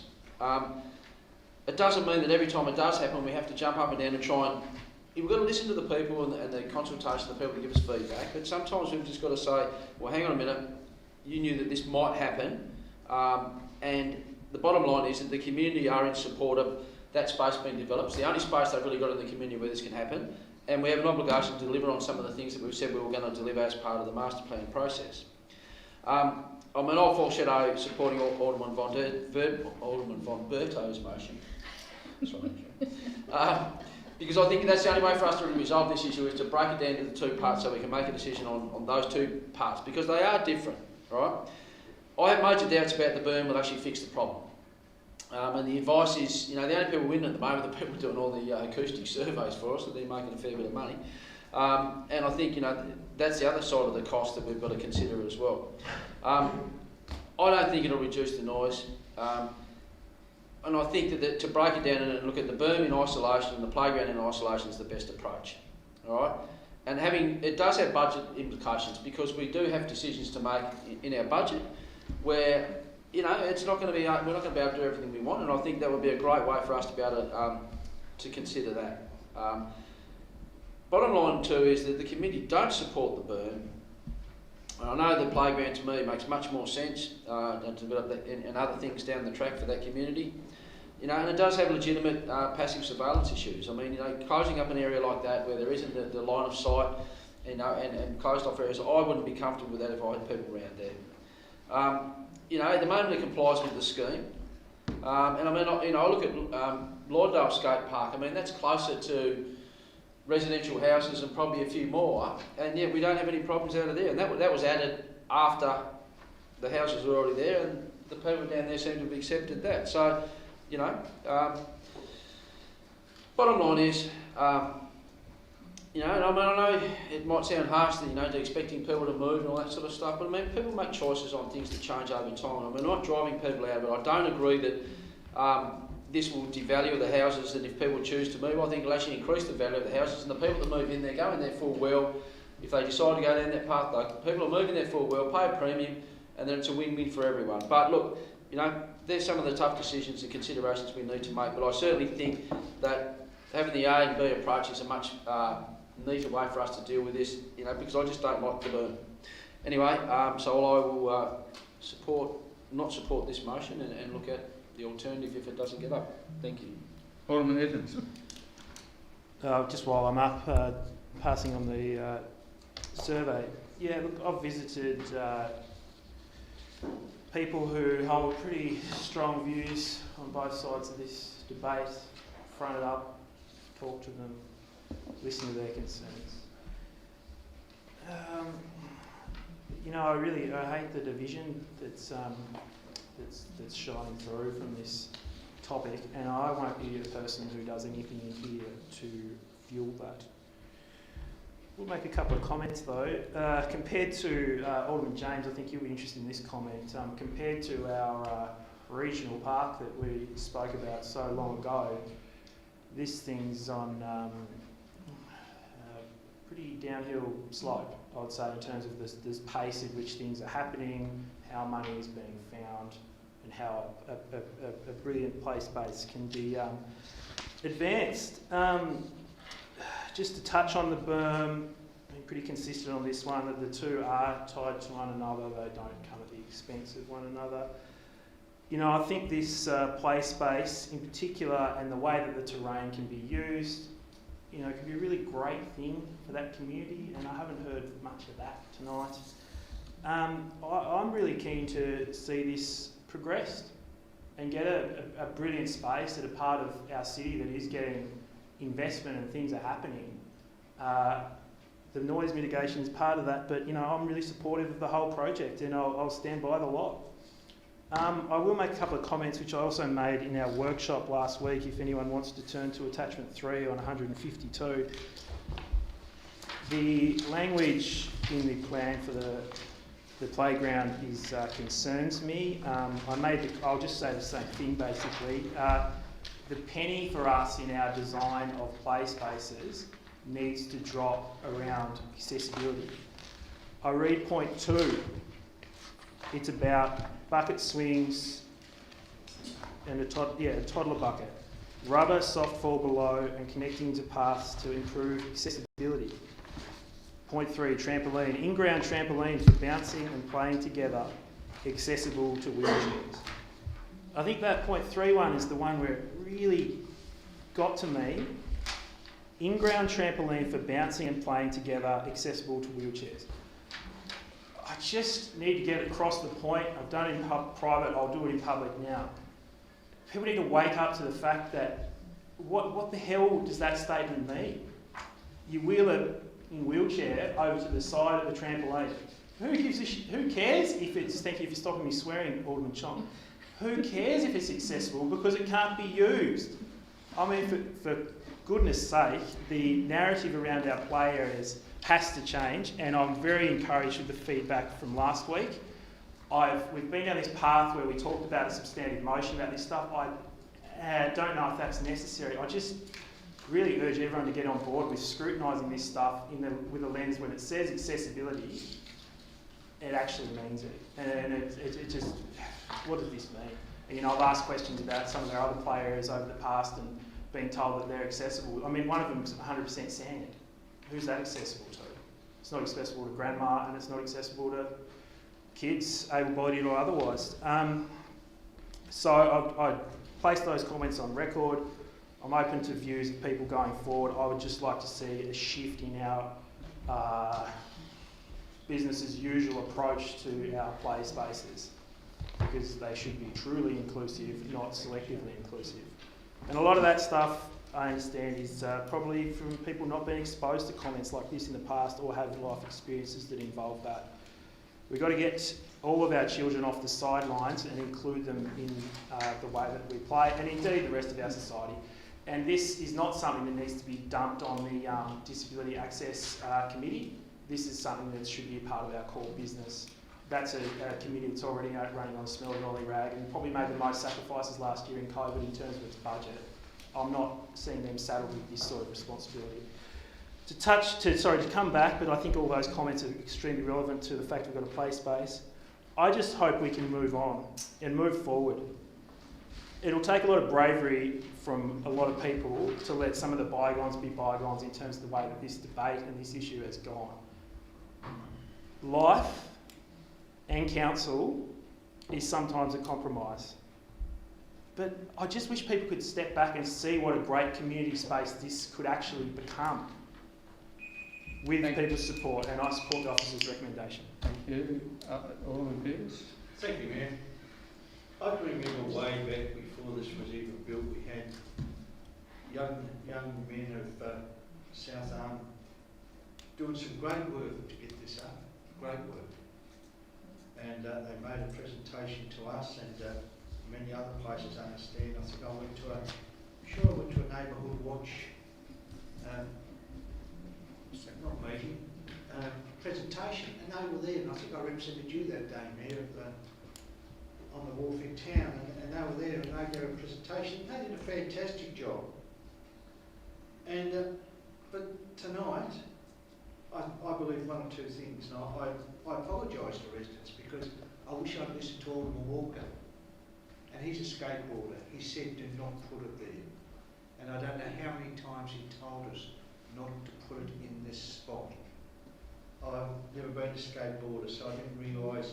It's far too late. But I've been down there, I had a look at the site, I heard the noise, I also, and just for something different, I went to Rosny again just to listen to that again. And I believe there's two options, either move the skateboard ramp or put a berm in. I don't think you've got any other option than to do that. And I've thought about this long and hard, and like many others, I've had many representations, and you know, both sides. And you know, as I said, I did not listen. I did not listen to the expert Alderman Walker, and he told exactly what he said would happen has happened. So I'm going to support the recommendation as is, because I really think, as Alderman Warren said, now, why should we, because residents want it, why should we knock them back? And Alderman Kennedy said, mental health, it would drive me batty hearing that day in, day out, I'm afraid. It really would. So I'm going to support the officer's recommendation. Thank you. Any other speakers? Alderman Mulder. Thank you very much, Mr Mayor. And it really irks me that we get to the point where a few residents are severely impacted, they are living with it. Some have moved house, and I've had representations made to me saying, oh look, you know, they don't count anymore because they've moved. So I still think, and I firmly believe, this was in the wrong place. South Arm community and RSL around the corner, I'm sure, with a bit of discussions, although it's not council land, we've made a much better site.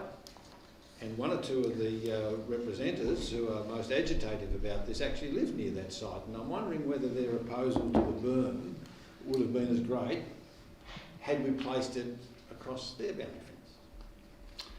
The point is, though, is that we have a skate park in an area, and I think this is Alderman Pearce sums up the best, and you know, we either move the skate park or we build a berm. And we're not going to move the skate park, so therefore we build a berm. Why is it? You know, and then we trot out arguments like crime prevention through environmental design. Well, someone needs to probably go and have a look at some of those principles. Some of us have. Some of us have lived with them. And they're not about, you know, creating totally open spaces so that people can see visual lines. They're about avoiding clumps of bushes where people can hide. As one of our representations said, oh, you know, girls won't be allowed, will be too frightened to go there. Yeah, all right. I'm really of the view that I can't quite work out why there is such community opposition to ameliorating, not solving, but ameliorating, even in a slight form, the inconvenience that's been imposed on a few people who lost the main debate about not having the skate park there, and now we're going to drive the nail even further by not even building a berm. You know, I just really think that although the majority have come up and said, no, we don't want a berm, I reckon there are times we need to listen to the minority. And it's like saying, sorry, state government should never have put those sound barriers along the walls and the cuttings on the highway. Because the people who bought those houses knew there would be a highway there one day, and therefore no one should have taken any trouble of trying to ameliorate the noise. And having ameliorated the noise on the New South Arm Highway section from Howrah through, right, surely the people in Mornington are entitled to a barrier, surely the people everywhere else are entitled to a barrier, but no, you make judgment calls like that. When you put something new in, you then build it to the standard and you then ameliorate the impact on residents, and it's a little bit of, you know, well, other people could make the case too, but here we have a case where we can do it. Now, Alderman von Berto's motion, or draft alternative motion, and I'll deal with it because it was raised in the debate. It doesn't say that council not build the berm, although her contribution has been that council do not build the berm. The motion actually talks about referring off to a workshop where it is, we separate the two issues and we put them up, and I haven't got the wording there, but that Part A, the earth berm, has a 12-month construction timeline in it. Clearly that is not the intent of the motion at all. Point of order, Mr Mayor. I've actually, in my alternative motion, used the words of the officers and combined them. So I am not making a new statement, I am separating out the two issues. And that was my understanding too, Alderman. Yes, that's right, but what we asked to vote on, Mr Mayor, is that... And point of order, Mr Mayor, Alderman Mulder has actually said that he doesn't have my motion in front of him, so perhaps he needs to get it. Mr Mayor, and really these points of interjection are things that the member could actually raise in a future motion. The wording of that says that, and it is the officer's wording, and pursue grant funding for this master plan element to enable construction within a year. If Alderman von Berto was genuine in her alternative motion, she would have, option A would have been that we separate them, but that we not proceed with the berm. That's the point that I'm trying to make. Now, in terms of that, as I said, as I was getting to the point, is that here we have a small number of people are severely impacted. For heaven's sake, isn't it within our responsibility to at least try to ameliorate as much as possible that harm? Right reply. Look, I do think the the contributions to this. It isn't an easy situation where we found ourselves. I would have liked people to be building "I told you so" when I raised these concerns from the audio stages. That would have been great if I was the melodrama scapegoat, but we are where we are. I think it's really important, if we are going to use the term NIMBY, the N stands for not. Let's back out of here. If this was a NIMBY issue, then I suspect if I was NIMBY and had been enduring that for this period of time, I would probably be walking into a suburban Lionel Hutz of a lawyer and getting him to trawl through the council documents and make a case for the whole thing to be taken away. And there's precedents in other jurisdictions where that's happened. That's not what's being asked for. There's an appreciation and understanding that people derive enjoyment from this facility, and that's not being begrudged. It's just trying to find a way to live with it. And again, on numbers, the number is 56%. That's the number that believe in that area that some form of noise or attenuation is warranted. One choice or the other, but noise attenuation. That's the majority. Financial concerns have been made. As I said, because of the location, this is the Collins class submarine skate park. The overruns way exceed 215,000. Way exceed that. And if you want to be on high dudgeon about profligacy, that's where to target it. And that's on us, or those of us that signed off.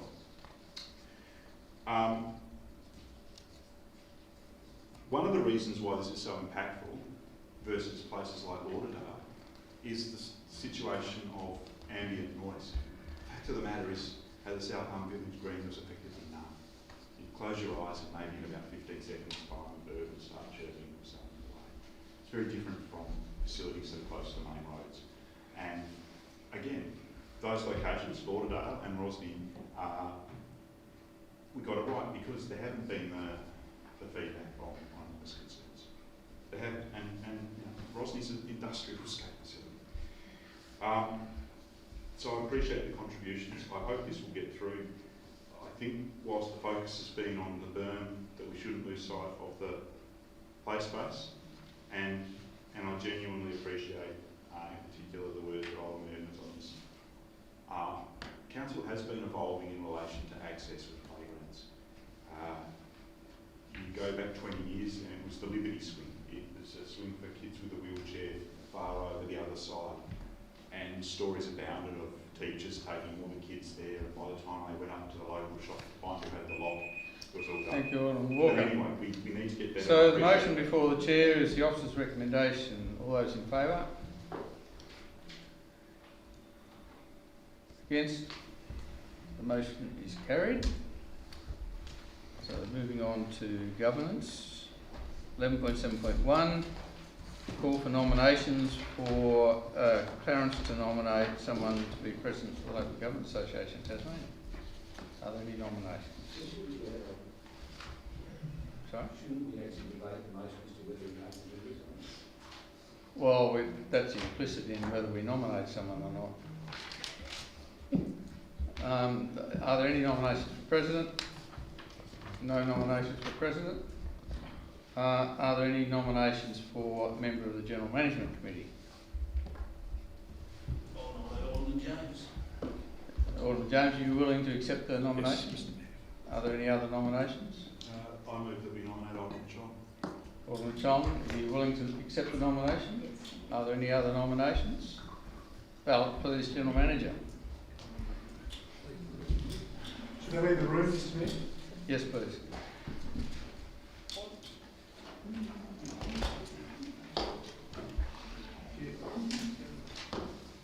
So what do we do? Just mark one square? Thank you.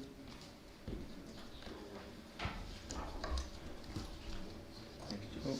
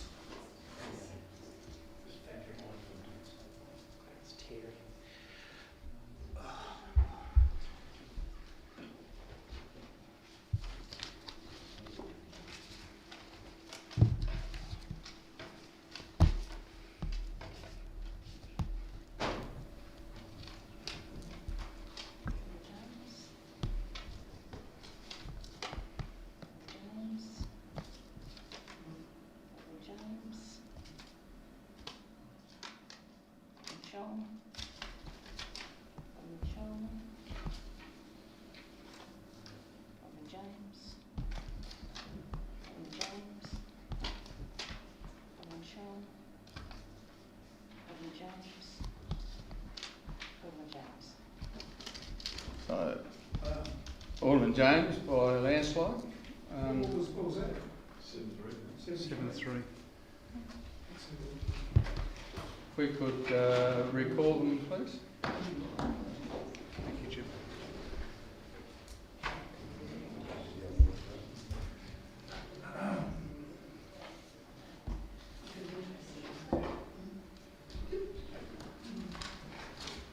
I congratulate Alderman James on being our nominee. I'll do my best to serve the Clarence. Thank you very much. Moving on to item 12, Alderman's question time. 12.1 and 12.2, there's nothing. 12.3, the answers to questions raised at the previous council meeting. I'll take those as read. Item 12.4, questions without notice. Could I start with Alderman Warren, please? I have two questions. The first one is the council aware of the litter problem at the Chemist Warehouse in Lindisfarne caused by the laminated sale labels on the footpath, which constantly become detached and travel as far away as Beltane Road? And secondly, if council is aware of that, what authority does council have to act on that matter? Mr. Graham? Through Mr. Mayor, I'll have to take that one on notice. That one, thanks. Follow it up. Yep. Thank you. And my second question is, given that Premier Gutman announced in the State of the State speech last week his intention that Tasmania should move towards a ban on all single-use plastics, may I ask, and you may wish to take this on notice, what Clarence Council's plans are to move to a similar ban on single-use plastics in the municipality, particularly on council-run events? I'm not aware of any program we've had in that direction at this point. Mr. Graham? Through Mr. Mayor, I believe there was a notice motion some time ago in terms of single-use plastics, but we are intending to take to council in the budget about a review of our draft waste strategy, or reviewing our waste strategy plan, and then we can review that part of the single-use plastics as part of reviewing our waste strategy, which was adopted by council in the late 1990s. Alderman James? Yes, two questions. Firstly, my question through you, Mr. Mayor, to the acting manager, City Planning. Any news in relation to the Boulevard development, and has there been any date set that council will be receiving a development application, please? Through you, Mr. Mayor. We have received an application for the Boulevard that was received some months ago. There was an information request issued, and that's yet to be fully satisfied. And just a supplementary, given that the Hobart City Council had a similar matter in relation to the chairlift, will that necessarily delay the process, and therefore it may seek additional time in order to an extension of time required? So I'm unsure about what that matter is. Yeah, I'll leave it at that. The initiative rests with the applicant. It does, yes. Second question, while Mr. Gibbs is on his feet, Mr. Mayor, through you. In relation to the Rosny Hill development, has council received any interest or any other approaches from any developer in relation to proceeding with the Rosny Hill development, hotel and Might restaurant? leave that one to the General Manager. Oh, yes. It would be appropriate I answer that. Thank you for the question, Alderman James. Through you, Mayor. At this point, we have been had some initial discussions with Hunter Developments, but certainly no detailed discussion about anyone else being involved in the project. Thank you. Alderman Pearce? Thank you, Mayor. As you know, Mayor, my question is to you on what evidence did you have, and as you know, I wasn't happy with your comments to me that I gate-crashed a meeting, and I was very upset with that, as we discussed. A meeting you were not at, or even I believe in the building at the time, and yet you told me I've gate-crashed a meeting, which was with the Olympia Soccer Club before the presentation to council. It was one morning. It was with the general manager and myself and 2 representatives from Olympia. I was invited by Olympia, but there's more to that. But you've told me I've gate-crashed it. What evidence do you have I've gate-crashed it? Well, the fact is, I thought it was a meeting between the general manager and the CEO of Olympia. I didn't think it appropriate to attend, and I didn't think it appropriate for an elected representative to attend. I'm not sure who invited you. Would you like to explain? Yes, I may have a question for the general manager. At least the general manager was a bit more sympathetic. The general manager noticed that Alderman Pearce had attended the meeting uninvited, but recognised his right to attend should he wish. But here's the funny part. Here's the funny part that baffles me, and I still cannot believe it to this day. A week before that meeting, and here's the evidence, a week before that meeting I received an email from the general manager. A week before, it's here.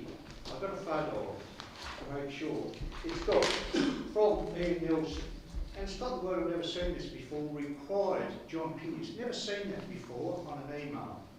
And it goes on to say, Olympia club presentation and the time. It's got general manager's meeting room, Monday the 22nd, 8:30 to 8:45. Then under that it's got Olympia Soccer Club presentation. Now I'm a bit baffled because when I went into the meeting, I remember, General Manager, to your credit, you said, I didn't know you were coming. And I said, well, you sent me an email and you couldn't remember. So I do have some sympathy because I know you must send thousands of emails every week. I understand that. And I understand you can forget.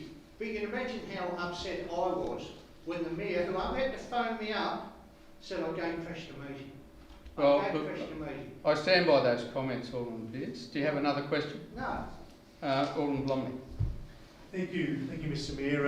Mr Mayor, I referred to the decision last Friday, the 19th of March of the Resource Management Planning Appeal Tribunal regarding 12 Park Street, Belrive. Once again, finding for the appellant, Mr Mark Drury. Of course, Mr Mayor, this comes on the back of the 22 September 2020 initial determination of the Tribunal, then of course the 24 February Supreme Court decision of Justice Brett. Mr Mayor, can you please advise the total cost to date that Clarence City Council, on behalf of our ratepayers, have incurred in our pursuit of this matter? Thank you, Alderman Blomley. General Manager. Thank you for the question, Alderman Blomley. Through you, Mayor, at this point in time, we don't have any cost determination on those matters. That includes the Supreme Court hearing or the appeal that Council lodged and was successful in, that resulted in the matter being remitted back to the Resource Management Planning Appeal Tribunal for final determination, which I understand had occurred last Friday. So those matters are still in play and we don't have those costs, but I'm happy to report them once they're available. Right, thank you, Mr Mayor. My second question is that I draw your attention to the conclusion of the Tribunal's decision of last Friday, specifically 15C, where it states the Tribunal will entertain any application for an order of costs in this appeal if made to the Tribunal in writing with supporting submissions within the next 21 days. Clearly this has come at even though we don't have the figures, we're talking 2 tribunal appearances, we're talking a Supreme Court a hearing. There's significant costs for us, but moreover, there's also significant costs for the appellant, a ratepayer of our city. So my question is, Mr Mayor, what consideration, if any, has Council given to compensating Mr Drury for his considerable financial outlay? General Manager. Thank you, Mayor. In usual circumstances is no consideration beyond costs. That would be most unusual. The parties on both sides have legal rights and are entitled to exercise those rights. Thank you. Alderman Thank you, Mr Mayor. My first question is, could Council be updated as to the arrangement for Council-administered COVID-19 vaccinations? Mr. Tui?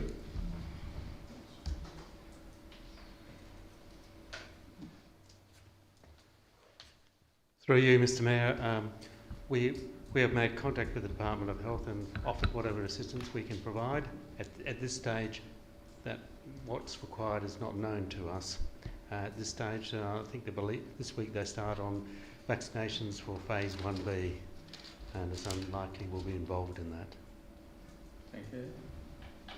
And my second question is Council going to be considering a line item in the 21-22 budget for supporting other local government areas across Tasmania and Australia when disaster situations occur? For example, the current New South Wales floods. General Manager or the CFO? Yes, I'm happy to answer that question. I've just spoken with the CFO. Through you, Mayor, the inclusion of any such line item will be a matter for Aldermen as part of the budget process. So should Aldermen wish to include an amount for such emergency responses to assist other councils, then that is certainly a matter that can be considered during the budget process. Just to be complete about the answer, depending on how that amount was, or the amount to be included, if that was Council's wish, that can be carried forward from year to year, so there's an accumulated amount on the basis that natural disasters don't necessarily occur every year. The carry forward is a possibility as well. Thank you. Alderman Walker. Thank you, Your Worship. This Sunday, the Good Burgers of Diana Roads woke to find some resealing happening. And I think it was a bit of a surprise to the residents closer to Arita Road because in skateboarding terms that was almost nailed smooth. So I guess the question is, and it's not just Diana and Rowita that sort of seems to be the Flinders Farms, the area that's currently being resealed at the moment. Through you to probably Mr. Graham, can you talk through the process of determining what roads need to be resealed and how that works, especially in an instance like this where it didn't appear visually urgent? Through Mr. Mayor, it's quite an extensive process in terms of looking at which roads need to be resealed. So approximately every 3 to 4 years our roads are scanned by ARB, and that goes into a spreadsheet and they're looking at the deformations that have happened, but also the time of when the road was originally done. There could be micro surfacing, or they're also doing measurements in terms of the road roughness. If the bitumen seal is actually too smooth, then the cars may not have traction. We are trying to extending the pavement life of the roads to avoid road reconstruction, because that method of pavement rectification is extremely expensive. So approximately every 10 to 15 years we look at resealing the roads. That's to do a couple of things. One, to provide additional roughness on the roads for the vehicles, but also to prevent water penetration into the pavement, because that's what destroys the pavements and makes it very expensive to repair. So we sort of go through computer modelling, we do visual inspections as well, and then we look in terms of what our budgets can afford for the financial year, and we do a variety of slurry sealing, spray sealing and asphalt relaying to try and extend the life of the pavements as long as we can. Thank you. Second question, in relation to wasps, of which certainly the 7015 postcode seems to be deluged with. I understand the circumstances you find on your own property, call the appropriate person to deal with it. Presumably, it's my understanding that nests obviously on council and are a safety matter for council to address. Through you, Mr. Mayor, to whoever's the most responsible person, can we just ask what the process is for residents or aldermen that come across wasp nests on council environments? Mr. Tui or Mr. Graham? I think they're both doing that. Yes.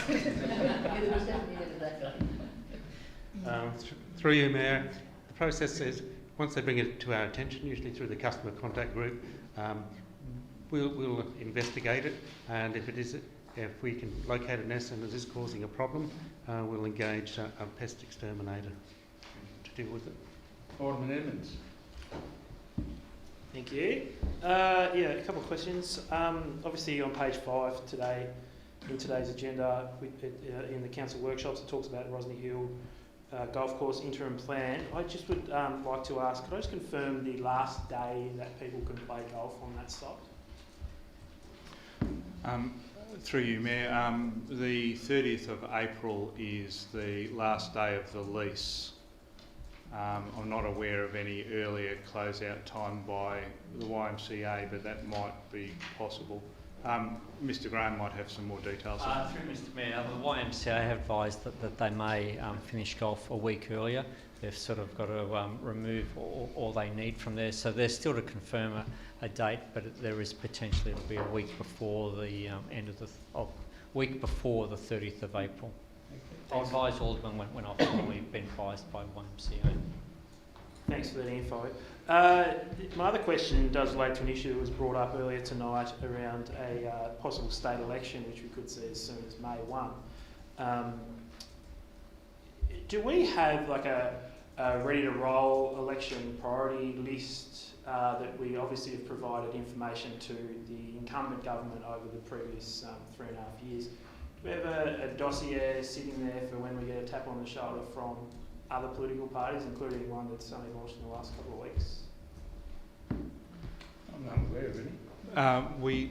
Thank you, Mayor. We prepare information around particular strategic projects and other key issues that we ordinarily would provide to ministers and other political representatives in meetings. We keep that updated as council priorities and decisions change. So as a separate sort of dossier booklet, no, but we do keep a sort of schedule of information that we use as talking points. As a matter of course, the General Manager and I meet with representatives from all political parties over the year, and we keep them up to date with the Council's latest decisions on what its priorities are. That's been ongoing, but I'm not aware of anything we've put together specifically for this possible election coming up. Thank you. It might become a priority. Alderman Newington. It's a bit of a follow-on from Alderman Blomley's question about the cost of the latest case in Park Street.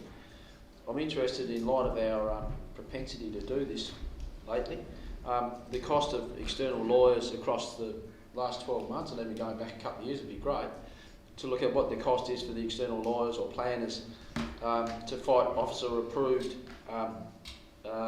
planning applications, but also to include the cost of our internal staff time in that as well. I think it's important that we share that as aldermen so that we get an understanding of it. I think it should be in the public arena as well. So I'd be interested in that information, which I'm sure you have got now. Thank you for the question. Through you, Mayor. My recollection was we prepared something like that in the early stages of the budget process. That includes the costs associated with briefing external counsel on a variety of issues, and it was provided in the context of the expenditure this year compared to one or two previous years, as I recall.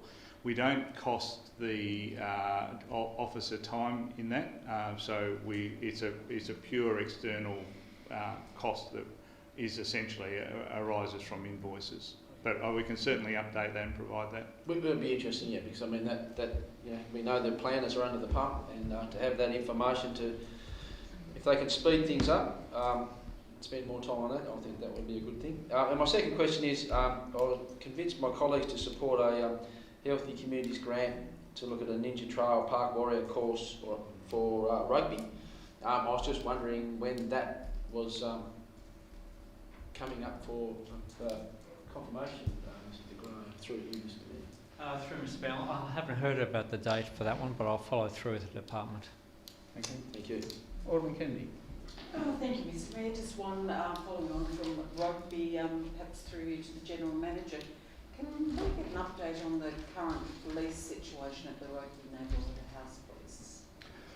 I can answer that. I've got a meeting with the CEO down there on Friday, and I believe Julie Collins was going to attend, but she's pulled out at the last minute, but we'll go ahead with that meeting.